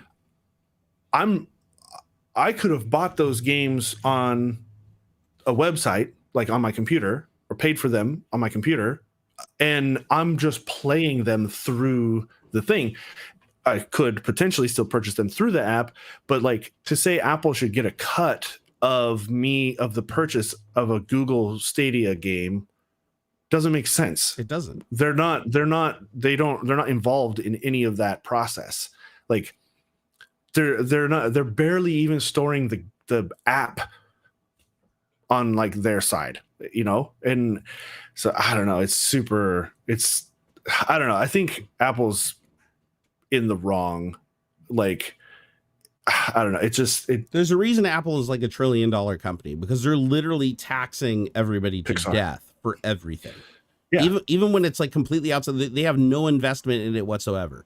And that's why I think that this is such a big deal. Like, it started off as, oh God, these are just two big, mega companies going at each other's throat or whatever. But no, right. I think it does expose a very good issue. And that is when you go buy a device like an iPhone or something. I understand them wanting to have a solid ecosystem so they can control the security of the device and stuff. Okay, I get it to some degree. I still believe that you have the full right to hack the shit out of that thing and do whatever the fuck you want with it. That's your right. And so far the law is on our side for that for the moment. But the problem that I have with Apple's approach here, especially when it comes to games, I think this is important, is if the game is being downloaded to the device from Apple infrastructure, then yes, they should get a cut of the money because it's their bandwidth, it's their publishing, it's their quality control, blah, blah, blah. They're doing all this shit to protect the end user. So yeah, they should get a cut of it. Yeah. But like you said, it's like if I buy an app to do like a remote desktop connection, which you can do, there's a million remote desktop apps, right? And I run a game or an app like Photoshop or something on there, I should not have to pay Apple 30% of the subscription to every app that's on that computer, because all I'm sending is a video stream from that computer. It's like you bought the app to receive a video stream from another device. They should not, and the problem is they're being really arbitrary with it. Because like remote desktop, okay, they're like fine with that. Like, oh, remote desktop app, sure. You can download that shit. You can even do you can even play games on your computer over this. But Stadia, which does the exact same thing, only it's going to their service instead of your computer, now they got to pay you? Like, that doesn't make any fucking sense in like any realm. And same thing with emulators too. They banned emulators outright because the problem was people were installing emulators and then installing the emulated versions of the games when you normally would have to buy it through Apple's marketplace, right? Like you could install an emulator and then like install Flappy Birds as a ROM. And so they're like, no, fuck that. So they shut down all emulators. But the thing is, like, you can still remote desktop to a computer and have it run the emulator. You can still, do, and with really fast RDP and stuff like that, you can do like these really fast lag-free video streams, like with Steam, what's it called, like Big Box or whatever it is. So you can, or Nvidia or whatever, you can do the Nvidia streaming. And it's like lag-free. So you start getting into this like area where it's like Apple just wants to charge it. They just want to keep it like really, really simple because it helps them. That's like anything that's on our device, anything that can be viewed through our device should be taxed at 30%. And that's completely unfair because what about websites? Yeah. Why aren't they taxes? Okay, you download the web browser. So every website you go to should have to give you 30% of the revenue because you were able to reach it through the app. That's every bit the same as you going through like Google Stadia or any of those apps to use a service. They're different versions of a web page, right? You could even do Stadia through a fucking web page with HTML5. So I don't understand the mentality of everything it touches, you owe us 30%. And I think Apple's going to lose that argument. Like, I think that they'll win the argument as far as shit deployed from their own servers and their own infrastructure, but I hope that they don't win the argument that anything that touches our device is taxable at 30%. That's where I kind of stand with Epic. And honestly, they're both shitty companies. They're both shitty companies that do really shitty things. They make cool products, but they're juggernauts for a reason, right? They're not out to do what's right. They're out to do what's profitable. Right. And they're going to protect their profits at anything. But the thing is, we get stuck in the middle of this shit. It's like at the end of the day, it's like, I want to pay somebody for the thing that they created and I want to use it. Apple already got their fucking money, okay? I paid for the phone. I paid for the service. I paid to download the fucking app in the first place or to buy the game if they sold it or it's ad supported or something or whatever. I already gave my money to Apple. I don't want them taxing everything because that's a slippery slope. You start getting to the point where now they're going to charge you per email. Like you're going to open Gmail and every email you get, they're going to charge 30% of the cost of the bandwidth to send that email or something like that, even though they didn't use any of their bandwidth to do it. Right. And so I really hope that the judge takes that into consideration. Holy shit, that is a big tip. David Bushy Jr. just threw 50 at us. He said, I like turtles. Me too. I mean, dude, like, I pay $50 to say that. So David, congratulations on your liking of turtles. I too am a turtle enthusiast. I try not to get anything sensitive next to their mouth though, because they do a lot of damage, especially them alligator snapping turtle types. Yeah. So I don't really know what's going to happen with this Epic versus Apple thing, but it's definitely not as cut and dry as people thought it was going to be. People are going to be like, oh, this is just open and shut. The judge, no, this is now growing like exponentially and more people are getting on board. So yeah, it's a much bigger fight than just having the ability to buy Fortnite skins and not have Apple charge 30% every time. Yeah. It's become a much bigger argument, because it's like, they're not just arguing that, they're arguing the fact that they like pulled their developer rights. Like Epic cannot make games for iOS. Yeah.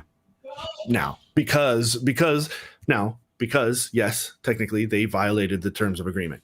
So like, that's the argument, isn't that they didn't break the rules. It's the rules are unjust. And so, they did it to force eyeballs onto the unjust nature of the rules. And they knew it was going to happen, because they got a warning and they still did it. So anybody that thinks that like Epic is like held harmless and we didn't know, we didn't know. No, this was all on purpose as a publicity 100%. They put an ad out, that twist on the 1984 Apple ad. Yeah. They did. They knew what they were doing. This was a planned thing for sure. I have a solution though.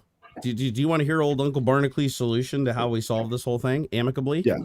There is one situation where Apple is completely right, where I believe Epic is wrong. And that is, Epic will host their games on Apple server, and then you download the game for free, because they give all their games for the most part are free, right? So you download this free game like Fortnite or whatever, and then Apple is eating the bandwidth to distribute that to millions of people, eating the security concerns, having to verify it and check all that, and they're making nothing. They make absolutely fuck all zero, except for people will probably buy their phone to play the game, right? So I'm not saying that they don't get a marketing advantage, but here's the thing.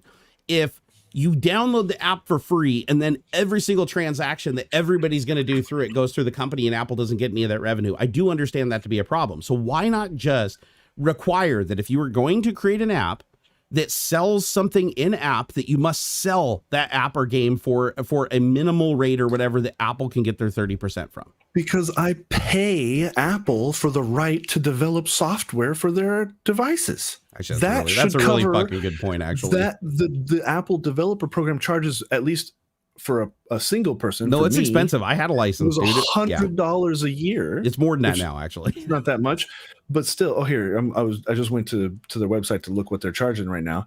But I think it is different levels of developer access. But to be fair, that $100 wouldn't cover even 0.001% of the bandwidth cost of sending for all the people who are developing stuff. When you play Fortnite, they're not, the game data isn't going through Apple servers. The data was just you downloading the game one time, and the updates for it over time, which are paid for by the developer program. If you average it all out, it's hugely profitable. You're right. I'm just talking about Epic specifically taking a bigger part of the pie than everybody else, because if like 5 million people download Fortnite, their licensing fee isn't going to cover that. Like it's not going to cover that. So you have to subsidize it with everybody else's license fee being more than the bandwidth used to send to their users. So it probably all equals out. But I'm just saying that I think that it's fair for Apple to say, like, if you were going to create an app that sells a shitload of stuff externally to the site, like through that app, you should at least have some base price or some negotiated thing on that, so that Apple can get their reasonable cut and then allow you to go do whatever you want after that. Like, you are basically umbilical cut. We agree to just serve your app, and you can go do whatever the fuck you want with it afterwards. But I'd argue many apps can already do that and have that freedom. Like you said, like a web browser, right? Yeah. How many websites do you log into that you pay a monthly subscription to? Right? You can go to your web browser, you can go to Chrome or Safari and go to Netflix and log in through the web interface and watch movies and stuff. So why should you have to give them 30% of a Netflix sub if you go through the app to do it, instead of whether you go through the other app to do it? Right? It just, you're absolutely right that doesn't make any sense. And that kind of invalidates my entire argument on that point. And I will concede that the licensing fees across the entire dev of the platform more than compensates them for any of the games that they're sending out. Because if they didn't, they simply wouldn't do it. They would limit it or throttle it somehow. So they are getting their money. It's just they want 30% of fucking everything, and that is not acceptable. 100%. Like, it is not. It's not cool. Because and I don't know if somebody expanded on this, but there was a question of like, does Apple charge Netflix like a chunk of the sub fee? And I believe you can't purchase a Netflix subscription through the app. You have to go to the website. Correct, you do. And they still want some of that. and they won't. So Apple's rules, you're not allowed to have a link to the website. which is part of the problem with Epic as well, is like, well, they were sending people, well, go to the website to buy your skins, and you're not allowed to do that. And that's come up with other arguments too from other developers. It's like you can't even have a any sort of even like the littlest mention that you can buy things outside of the app because Apple wants their cut. Somebody in chat said that the cut is different. Yeah, the cut is different for different developers too. So it's not always just 30%. Bigger companies have paid a fee or they tithe themselves to Apple. Tithe, right? They're obviously bribing or whatever, and it's less for some. Yeah, can't subscribe on Twitch through the Apple app. Yep, because Apple wants their 30%, and Twitch isn't going to let them do it. Probably can't buy bits either. You can't do any of that stuff through you have to go to the website. You have to go to twitch.tv through Safari and do it that way. I've seen that a lot on, or it'll be more expensive if you do buy bits or whatever through the app. They'll be more expensive through the app than if you were to buy them from the site. Okay, so somebody in chat earlier said that it's a tiered approach, that like bigger companies pay a bigger licensing fee. That's actually not true. I just looked it up under developerapple.com. Everybody pays $100 licensing fee per company. However, check this out. They will waive that licensing fee if your app is a pay app that they can take 30% of the proceeds from. It's only if you have a free app do they charge that $99 licensing fee. So they're already getting their cut. If, like you said, even if it's a free app, they're already building that into the equation to get their cut on a yearly basis. So, and it says you can request a free waiver for the $99 if your organization's distributing pay apps or apps with in-app purchases on the App Store, meaning that they're the ones hosting the in-app purchases. You have to be a member of the Apple Developer Enterprise Program. So that one might actually cost more. I didn't even think about that. So let me Enterprise program. Let me see what the fee is for that. So if you want the $99 waived, you can still just pay the $99 and say, fuck it. So let's see. What is the Apple Enterprise Developer Program? I haven't even heard of this. Yeah. So eligibility, you have to have more than 100 employees. You have to be a legal entity. Use the program to create proprietary in-house apps for use the program only to create proprietary in-house apps for internal use and distribute these apps privately and securely to employees within an organization.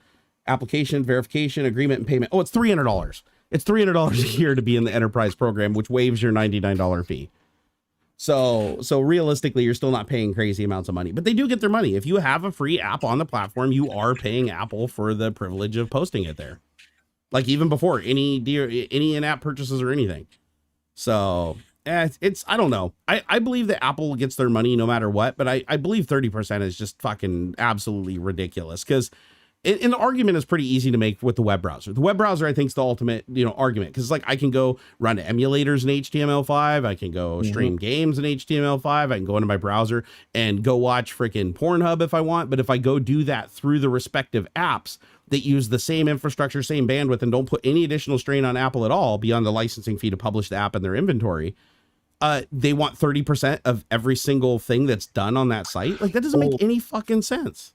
That's right. They did recently, because of all of this, they did recently. So it's 15% if you make less than $1 million. Yeah.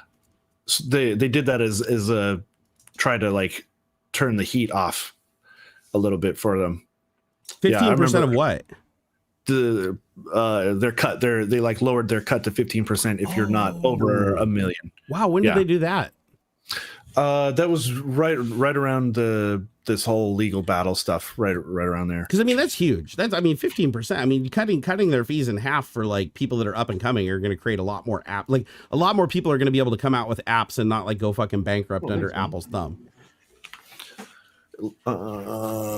Yeah, it says developers can now apply for Apple's reduced 15% cut as part of their like small business program.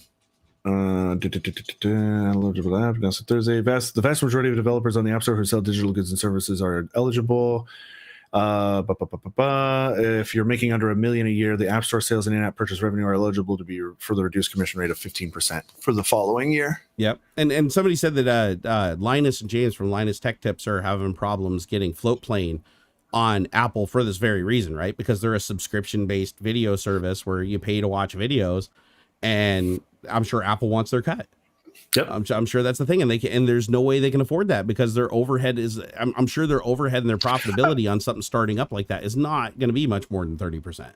The thing they do though is you cut out all of the purchase stuff from the app. Like but that's just it. Is Apple saying that even if you can watch the content? Oh, you mean like don't even allow them to watch the content?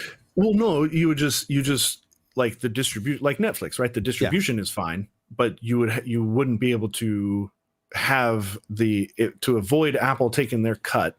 You don't have any of the subscription options available through the app. You could still release the like, oh, hey, here's our Floatplane app. You could log in and then watch all the Floatplane content. You just wouldn't be able to purchase a subscription through the app or point them to the Floatplane website to purchase an app. You can't have any sort of like messaging that sends them or that offers another way of purchasing that isn't through the app. No, you can't have any sort of messaging like that. But here's the thing: like you cited Netflix as like the example, right? Because Netflix doesn't have to give Apple 30% of its subscriptions because you subscribe through the website and use the app to watch it. Right. However, Apple on May 6, 2021, Apple approached Netflix to negotiate 30% of commissions imposed by every subscription to the platform, and Netflix rejected. So Netflix is now going to go to legal battle with them. Yeah, that's outrageous. You can't. That's my point. Is like Apple wants to, because in order to do it to Epic, they have to do it to Netflix. And this is going to be a bad battle, dude. Because I have so many subscription services on my phone, and if they want 30%, then that means the price of every one of those subscription services goes up by 30%, because that's the only way that they're going to be able to survive. If you purchase it through the app.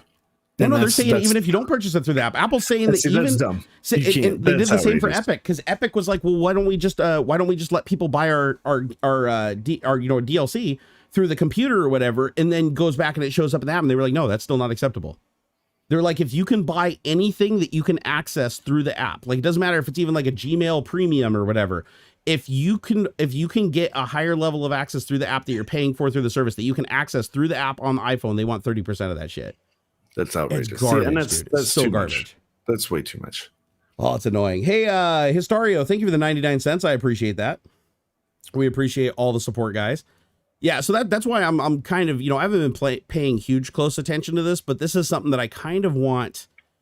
It's not that I want Epic to like completely just win outright, but this is a discussion that we need to have, and it's obvious that Apple is way overreaching. Yeah, like they're way overreaching. You realize that like other companies are trying to do the same thing, right? If Apple is successful in this, you're going to see the Google Play Store do the same shit. Yeah, they already are in some cases. Honestly, it's funny because Google and Apple they mirror each other in a lot of ways. Oh yeah, but could you imagine? So you go buy a phone that's like $1,000, and then all of a sudden everything you use on that device that's connected to some online service, doesn't matter what it is, if you pay anything for the online service, you know what else is going to happen? This is going to escalate. So if Apple wins this, the next thing is going to be if you have any kind of advertisements in your application that make money, they're going to want 30% of that ad revenue. Yep, is going to be what happens next. So then free apps that people release with ad revenue, Apple's going to want 30% of that too. So this is going to be like, yeah. So I really hope that the courts rule and say that this is just completely fucked up. But again, it's like Epic at the same time. It's like, if Epic just hosts all their shit for $100 a year on the Apple Marketplace and then sells all they do is have stubs or whatever, and they sell everything off platform, that obviously is going to be a huge threat to Apple's income. And what Apple's going to do to retaliate is now the phones get even more expensive, the services get more expensive, and you're going to pay for it one way or another. Like, it doesn't matter which way this goes. We're going to pay for it as customers.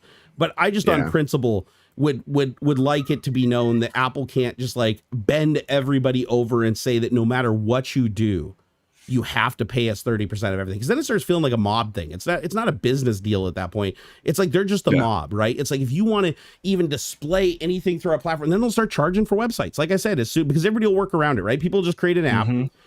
Or not even app. They'll just create bookmarks to websites, right? And you'll just open up the bookmark and go to the website and use it just like you would with the app. You probably won't even notice a fucking difference, honestly, with the way websites are now. And then they're going to be like, once everybody goes that model, they're going to go, oh, any website that you go to with a paid subscription is going to be blocked in browser. Like, we won't allow anybody to publish a browser unless you pay to unlock this website. And it's basically the opposite of what net neutrality protects us from.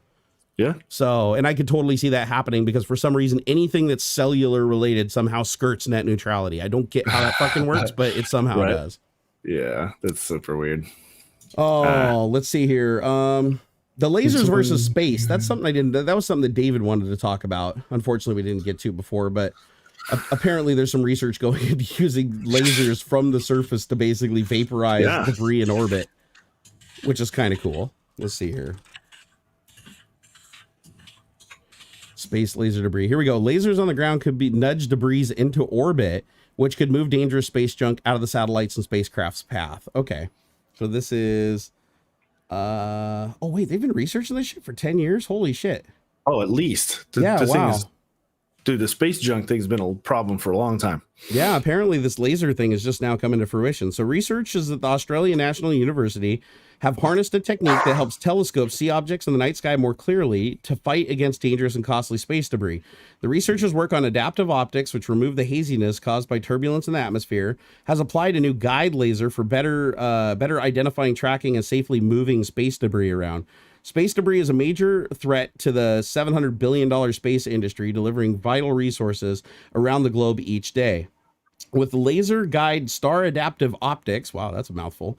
This infrastructure now has one new line of defense. The optics that focus and direct and guide the star laser have been developed by the ANU researchers and colleagues from Electro-Optic Systems. Blah, blah, blah, blah, blah. EOS will now commercialize the new guide star laser technology, which could also be incorporated into toolkits to enable high bandwidth ground to space satellite communications. The laser beams used for tracking the space jump use infrared light that isn't visible. In contrast, the new that'd be funny. You just see a bunch of lasers coming from the surface going into space. That would actually look pretty damn cool. The new guide star laser, which is mounted on a telescope, propagates a visible orange beam into the sky. Okay, well, that's not infrared. To create an artificial star that can then be used to accurately measure light distortion between the Earth and space. Okay, nothing about this article says that they're like blasting space junk and blowing it up. They're just identifying it. So where's the space debris removal? I mean, it is, but there's one. Oh, is this it? Oh, okay, here we go. Laser-based space debris removal. Okay, here we go. I had the wrong article. They were published around the same time, so they probably used the optics from the one to target the other. So it says critical infrastructure and organizations and institutions who failure or impairment would cause sustained shortages of supplies, significant disruption to public security, and dramatic consequences for the state or community they support. Blah, blah, blah, blah. Okay, I just want to see how the hell does this work. So protection measures against space debris. Here we go. An intact space infrastructure depends on technology still in need of investigation and development. One of the main tasks of German Aerospace Center Defense Research is to provide independent analysis and evaluation, capability for the Federal Ministry of Defense, the MOD. In this capacity, the DLR has conducted a comprehensive evaluation comparing the probability and impact threats against potential space asset protection measures that could be realized with reasonable cost and effort. So for small space debris, less than 1 centimeter. Wow. Okay. So like just fucking specks of dust floating through space. Robust satellite architectures or armor are recommended in order to shield against debris of this size. The protection measures have been incorporated before launch and are cheapest by comparison with others. For large space debris, 10 centimeters or larger. So since this debris is usually tracked by a ground station, wow, they can track something 10 centimeters in size. That's pretty, right? That's pretty fucking wild, dude. This class of debris presents the greatest threat. Large debris. So large size debris. Okay, large size is 10 centimeters. So still relatively small. It says, since this debris is usually tracked by ground stations and listed in orbital data catalogs, collision avoidance maneuvers are state-of-the-art. More innovations in the idea of in-orbit protection vehicles or deorbit debris surrounding space assets. I don't know how the hell they would deorbit a debris. Maybe that's where the laser comes in. Medium-sized debris, 1 centimeter to 10 centimeters, says this class of debris presents the greatest threat to operational satellites. It's too big to be countered by shielding technology, but it's too small to be monitored and cataloged for collision avoidance, which is the currently available technology. And this is where we get the laser-based debris removal. So laser-based debris removal. It says a promising approach. Actually, I'm going to move this over here so it doesn't look like I'm fucking reading off to the side here. Okay, so let's see. A promising approach based on optical methods and laser technology will tackle this challenge. Optical tracking of space debris has already been demonstrated with unprecedented accuracy. This is from the previous paper I read. In a further development, laser debris removal, or LDR, by ground-based lasers is intended to clean the low Earth orbit, or LEO, hazardous small and medium-sized debris. The LDR concept uses a beam of closely directed laser energy projected from the ground to modify the trajectory of debris objects in low Earth orbits. When the pulse laser beam hits the object, it ablates and vaporizes a thin layer of material on the object and then creates a plasma and an exhaust plume, which leaves the debris surfaces it says, which leaves the debris surface at such high velocities it generates enough force to push the object into a new orbit or to cause debris to re-enter the atmosphere. So they're literally doing the equivalent of like a revolver and shooting the quarter, right? Like they're just hitting it and like banging it around by vaporizing a little bit off it and creating like an artificial thruster. And by doing that, they can control whether it deorbits or kick it into a higher orbit. That's pretty cool. Yeah, that's fucking cool, That's man. got to be a fucking powerful laser, dude. Like to do that at that distance. Yeah. And they're shooting a target 1 to 10 centimeters in size. That's pretty good. Like I can't fucking do that from across the room, like with a pistol. Like I don't know. Right? This is Star Wars shit for sure. That's cool. That does raise a concern though. So if we have a ground laser that can pinpoint and shoot something 10 centimeters or smaller, like 1 to 10 centimeters in orbit that's moving at like 17,500 miles an hour or whatever, and we can fucking hit that thing repeatedly with pulses, knocking it out of orbit, reacquiring it, shooting it again. Why can't we have that laser in space shooting down at the surface and literally assassinating people? You could. I mean, like right? If you can hit something that small, you shoot people in the eyes, like blind them fucking instantly. What? The tracking. The hard part's the tracking. True. Once you know, like its trajectory, it's not that hard. You know where it's going to be in the quarter second that it takes for the light laser to get up there. So once you know, that's the hard part, is knowing where they are and where they're going. After that, you just pew, pew, pew, pew, pew, pew, pew, all you like. That's easy. I mean, it's always the tracking part. Think of all the things that you have to account for, though, like the speed of the object, the atmospheric deflection, the lensing that you get from the atmosphere. The computer that's driving this thing's got to be fucking awesome. To predict a lot of that's already done. You already know the formula for how much the weather is going to diffract. Like you got to do it probably on a fairly clear day or night. Like you don't want clouds and stuff. So you want the clearest atmosphere you can possibly get. You're still going to have some bit of wiggle room, but the math is already done. You just plug in the right number. Like it wouldn't take much of a supercomputer. Again, the hardest part's the tracking. That's going to take a lot of computational power, finding them and keeping an eye on them, making sure, oh shit, did debris chunk 67A bump into anything? Right. That we're not tracking. Like, is it still where we thought it was, that kind of thing?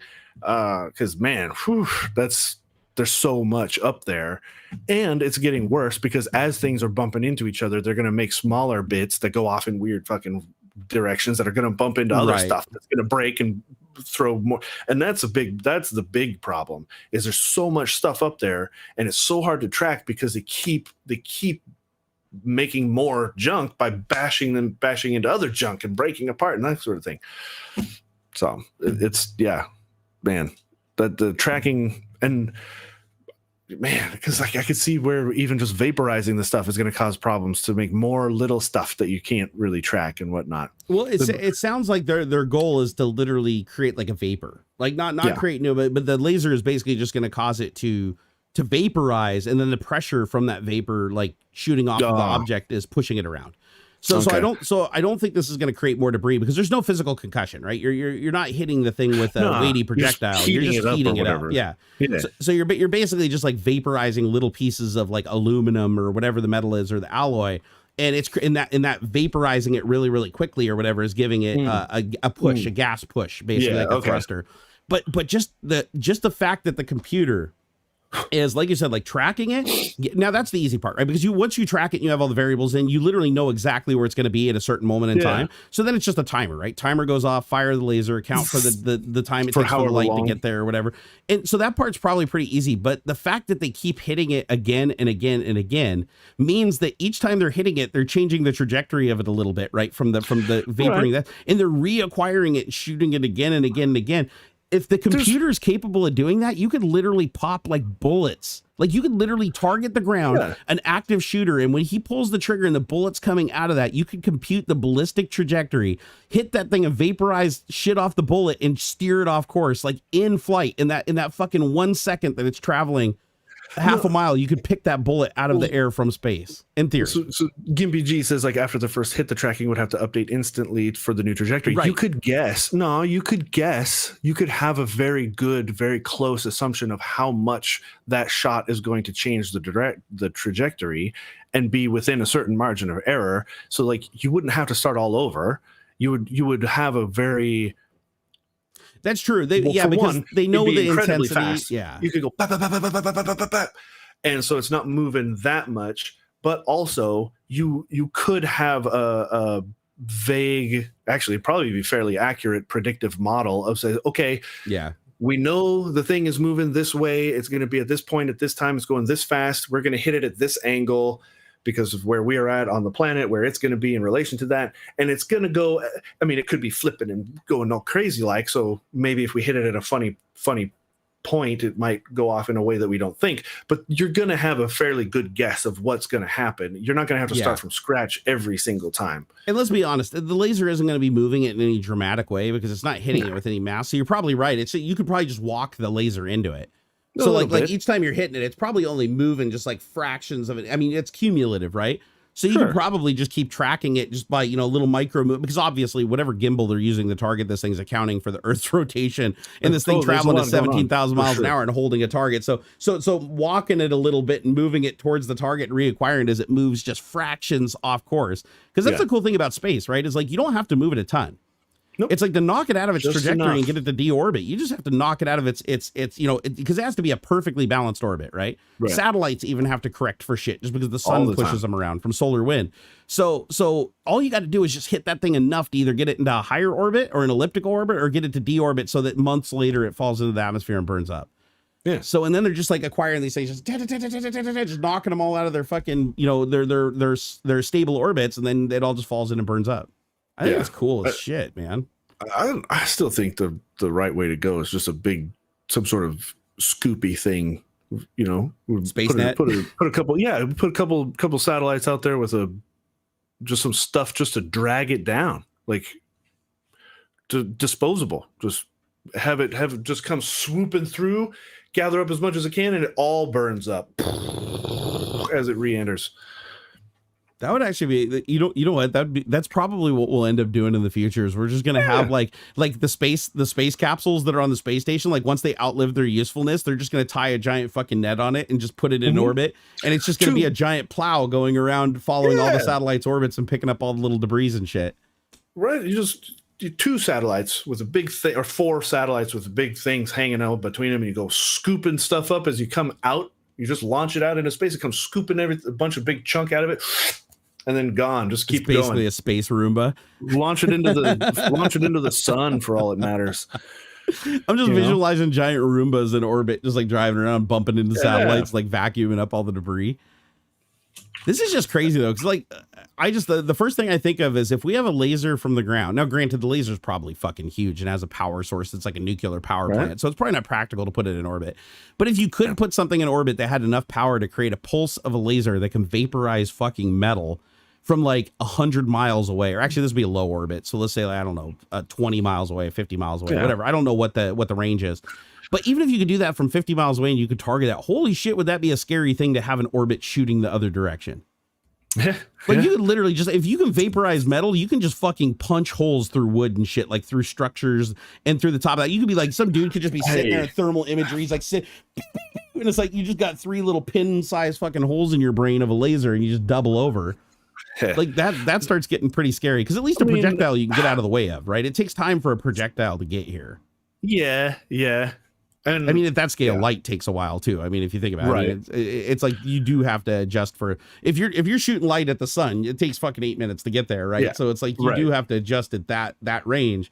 But even from orbit to here, I'd imagine that it's something moving 17,000 miles an hour. There's still enough of a delay, like hundreds of thousands of nanoseconds or whatever. It's enough that thing could potentially move out of the way if you didn't lead it. But that's what I mean. Just like any other sniper shot, you shoot where they're going to be, right? Because of the delay. Yeah. Dude, that's fucking crazy, though. You know what? That would also scare me, being on the International Space Station, just knowing that there's lasers down there. They can fucking just tat. They like screw up and they acquire the space station instead of the fucking little piece of debris they're trying to shoot down. And all of a sudden you got like 15 little pin-sized holes leaking air out of your space station. I don't know, because it's like ballistic things can be tracked. It's like if a missile got fired at the space station could activate its big fucking heavy gyros and potentially move out of the way, as long as it's not like, tracking it. But with a laser, it's like, fuck, you got no time to react, man. That's like, that would just be weird. Like in space, it's like all you could do is just go like deep underground or under some kind of armored thing. Anytime you went out in public, you'd be vulnerable. Like if these things existed in space, it'd be like, what was it? What was the Avengers movie where they had the giant fucking space carrier, or the carriers that they could shoot like and kill any target on the ground, and they're supposed to stay in the air forever? Was that Winter Soldier? I think there was. I think it was Captain America and Winter Soldier or something. The helicarriers, I think. Yeah, the helicarriers. They basically went up and they tracked every single person on Earth, and they could literally figure out, like, from looking at your social media and stuff, if you were a bad person, and they could just assassinate you. From like orbit. It's like, I think about that. It's like if you had space lasers that were floating around that could deploy with that accuracy and that kind of a punch from orbit, that's freaky, dude. That was the idea behind the Reagan Star Wars program. They wanted to put space lasers to knock ballistic missiles out of the air. That's true. That's true. And we already do. We already have a laser system that can shoot down ballistic missiles. I mean, they put it on the front of a like 747. That jet thing didn't really work out that well. Like it was proof of concept, but it's insanely expensive. The big giant chemical laser that they did in the 747, it worked, but like kinda, and it wasn't as good as the practical alternatives, like just having like a Vulcan Sea Whiz rip it down. Yeah, man. What's super scary is the fact that, like, if they were really wanted to, they could just deliberately deorbit a satellite to crush Moscow if they wanted to.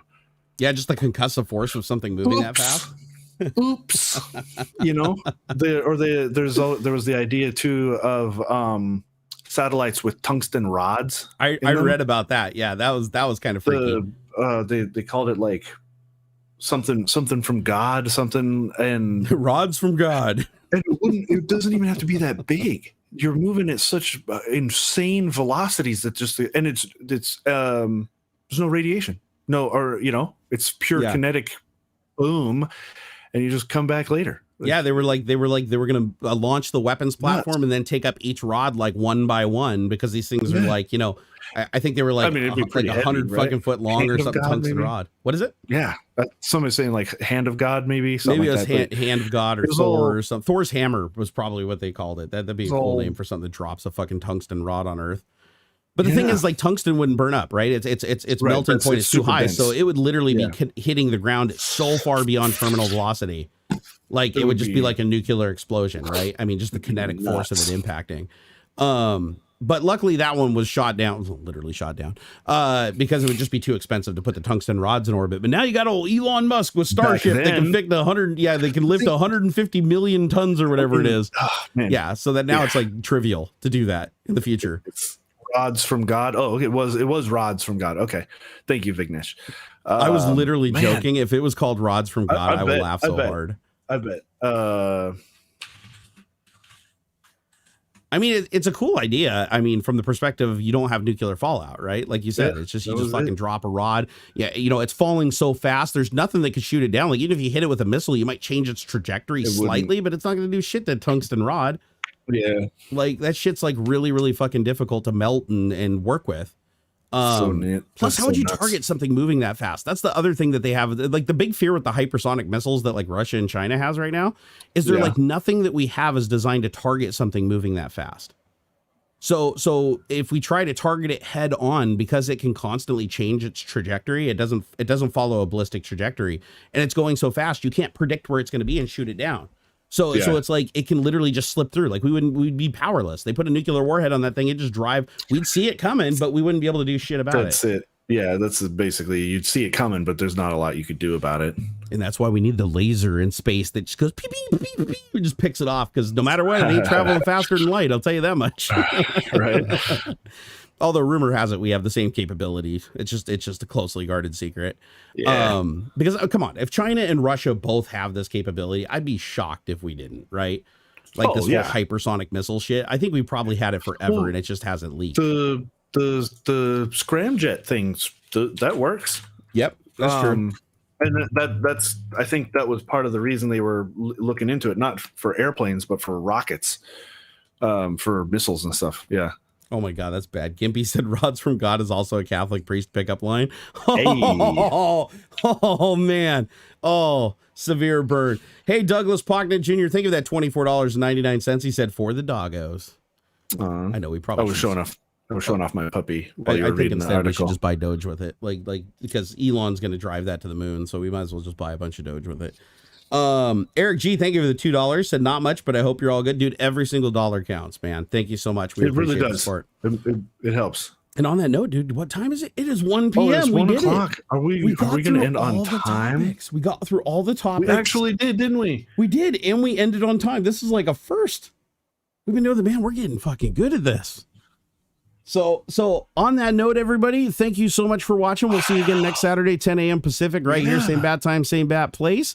Huge shout out to David once again for joining us. We always love having him on the show. It is an absolute blast and pleasure. And you guys can find the links to everything we talked about today in the stream, along with our social media and our own live streams that we do over on Twitch. All three of us have our own things that we do over on Twitch during the week. So make sure you check out the video description, slap that like button, hit subscribe, send us $5,000 in cash to our PO boxes, and we will see you next week.